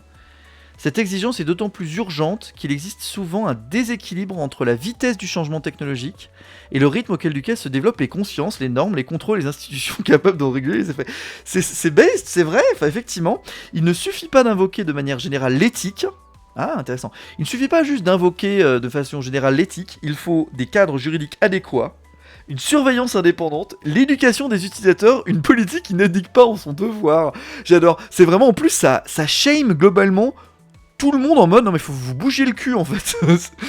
Autrement, le changement ne sera régi que par des logiques technocratiques et présenté comme nécessaire et inévitable, finissant par imposer des règles dictées par ceux qui en possèdent les données, enfin qui possèdent les données, les infrastructures et les capacités de calcul. Oh, mais c'est dingue quoi. Vu la quantité de termes techniques, ça doit être sympa à traduire. Oui, je suis d'accord. Quoi, ça doit pas être simple. Hein. Mais après, ils ont déjà un lexique latin, genre en mode TKT. Ils ont déjà de quoi dire World Wide Web, par exemple. Mais ouais. Oui, c'est vraiment genre, tu sais, ils poke avec un bâton en disant allez, vas-y, régule. Nous ne pouvons pas nous contenter d'invoquer la moralisation de la machine, ce qu'on appelle l'alignement de. Oh putain, ça parle de l'alignement. Vous vous rendez compte quand même? Désolé, hein, ça donne l'impression que j'en fais des caisses, mais vous vous rendez compte que le pape parle d'alignement de l'IA hein, quand même. Hein. Nous ne pouvons pas simplement nous contenter d'invoquer la moralisation de la machine, ce qu'on appelle l'alignement de l'IA sur les valeurs humaines, sans avoir le courage de poser une condition supplémentaire, la possibilité de débattre du code éthique à utiliser en le soumettant à des critères de justice sociale partagés. Sans cela, ceux qui contrôlent l'IA imposeront leur vision morale, qui deviendra l'infrastructure invisible des systèmes. Une IA plus morale ne sert à rien si cette morale est décidée par une poignée de personnes. Il faut une politique plus présente, capable de ralentir là où tout s'accélère, et de protéger les espaces où les communautés peuvent encore participer et s'interroger. Alors Caprice pose la question, l'alignement. L'alignement, c'est le fait de se dire que l'IA ne ment pas à ceux qui l'utilisent, et que l'IA est alignée avec les valeurs et les règles, entre guillemets, qu'on lui demande. Donc, tu sais, si tu connais les notions de 3 lois de la robotique, etc., les 3 lois de la robotique qui sont plus du tout ce qu'on utilise aujourd'hui par ailleurs, mais qui étaient formulées par Asimov, etc., ou si tu te souviens dans la littérature de la science-fiction, les robots qui se retournent contre leur créateur, etc. Bah, c'est les mécaniques du genre, quoi. Bon, les amis, c'est terrible parce qu'on est même pas... Enfin, on est à peine à la moitié, mais moi je fais que 2 heures de live, hein, parce que sinon je cuis. J'espère que ça vous a donné un peu envie de la lire, cette encyclique. Je pense qu'en vrai, c'est très intéressant et que on va peut-être en vrai la lire dans 2 semaines. Continue de la lire dans 2 semaines. On s'en souviendra, on est à 108. Parce qu'en vrai, je pense qu'il y a plein de choses intéressantes. Peut-être pas, parce que peut-être qu'à ce moment-là, il y aura plein de gens qui en auront parlé, etc. Donc n'hésitez pas à suivre la chaîne si vous ne suivez pas la chaîne, évidemment, pour être au courant quand je stream. Promis, à un moment, on parlera d'autres choses, on fera pas que de ça. Mais là, j'avoue que je me suis laissé aspirer parce que ce texte est incroyable, quoi. Il est fascinant. Qu'est-ce que vous en pensez on en pense quoi, le chat? Non, mais vraiment, je suis intéressé pour savoir si vous êtes d'accord avec moi sur le fait que, ouais, c'est fou, quoi. Enfin, Merci Choubidoua pour ton follow. Je sais pas ce que vous en pensez dans le chat, mais ouais, vraiment moi ça m'impressionne. Je m'attendais pas à ça. Et ouais, c'est très très cool. C'est très intéressant, nous dit Hunter. Bon, c'est Fur, le handicap, évidemment. Je suis assez bluffé. À quoi il lui dit merci pour ces découvertes, j'ai vraiment une vision vieille des cathos, j'ai pas vu venir la pertinence impressionnante du texte. Je suis un peu comme toi, quoi. Alors évidemment, quand j'ai vu un peu dans les réseaux ce que ça en disait, je me doutais de quelque chose. Mais oui, clairement, je pense que ça va peut-être nourrir l'édito de ma prochaine édition de lundi.dev, ou peut-être pas, peut-être que ce sera juste un lien, mais en vrai, c'est assez fou, quoi. Ah, Fernand nous dit intéressant de regarder aussi la liste des précédentes encycliques pour voir à quel point, ne serait-ce que le thème de celle-ci est vraiment à part. Ça, c'est intéressant, ça. Alors, attendez, hop. La liste des encycliques. Donc, ça commence il y a longtemps, les encycliques. Hein, parce que ça commence avec Benoît XIV en 1740. La catéchèse, les dérives des carnavals, la paix et la charité entre les fidèles, contre l'athéisme et les idées des Lumières. Bonne vibe. Sur les catholiques en Belgique. Ok. Sur l'abolition de l'esclavage. J'espère en bien, hein. En bien, hein. En bien. J'espère. Sur la franc-maçonnerie. Ok. 2 sur la franc-maçonnerie. Le millénaire de la fondation de la Hongrie, d'accord. Beaucoup de trucs liés à l'église, c'est un peu logique, hein, ceci dit, pour une mailing list semi-interne, bon, quand même vachement externe, hein, comme lui. Sur le mariage chrétien. Oui, j'avoue que. Bon, sur quand même sur la guerre en Palestine, hein. On l'espère dans le bon sens. Dévotion au Sacré-Cœur, sur les événements de Hongrie. Ils ont un délire hein, quand même sur la Hongrie, hein. T'en parles souvent. Sur l'appel, on est un peu plus sur un truc cohérent. Sur le fameux célibat des prêtres. Jean-Paul II. Ah, il y en a quand même moins ces derniers temps, hein. Parce que Jean-Paul II, vous voyez, ça s'est quand même un peu calmé les mailing lists, hein.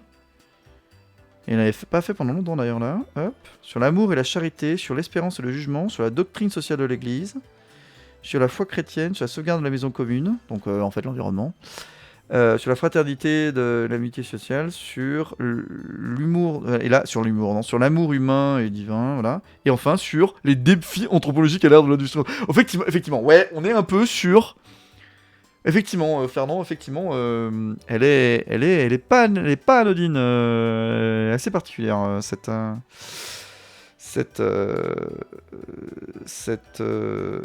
encyclique. Les amis. C'était très chouette. J'ai beaucoup aimé parler de tout ça avec vous.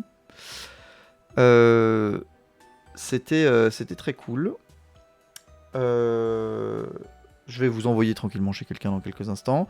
Si vous êtes en train de regarder la VOD, les amis, n'hésitez pas à laisser un petit commentaire en vrai, parce que je suis curieux de savoir si vous regardez effectivement la VOD. J'ai vu que de temps en temps, 2-3 personnes la regardent, donc c'est cool. Maintenant que j'essaie de les chapitrer, c'est assez chouette. Ça permettra d'éviter tout le moment où je passe du temps à régler les bugs. Voilà. Et c'était assez chouette. Alors, attendez, juste je fais un petit truc et après je suis à vous. Paf, paf. Je vais vous envoyer chez des gens chouettes. Alors, il n'y a pas J+7 ce soir, apparemment. Donc, je sais pas trop si j'ai... Si j'ai des gens à qui je peux vous envoyer. Je sais pas si c'est encore en cours le truc là sur lequel on était, non. Non, mais il n'y a personne que je suis qui est en train de streamer, donc évidemment je vais vous envoyer vers personne, les amis. Pour vous et personne dans tous les cas. Je vais vous souhaiter une excellente soirée, une excellente semaine. Profitez bien et je vous dis à très vite sur internet. Ciao, ciao, ciao.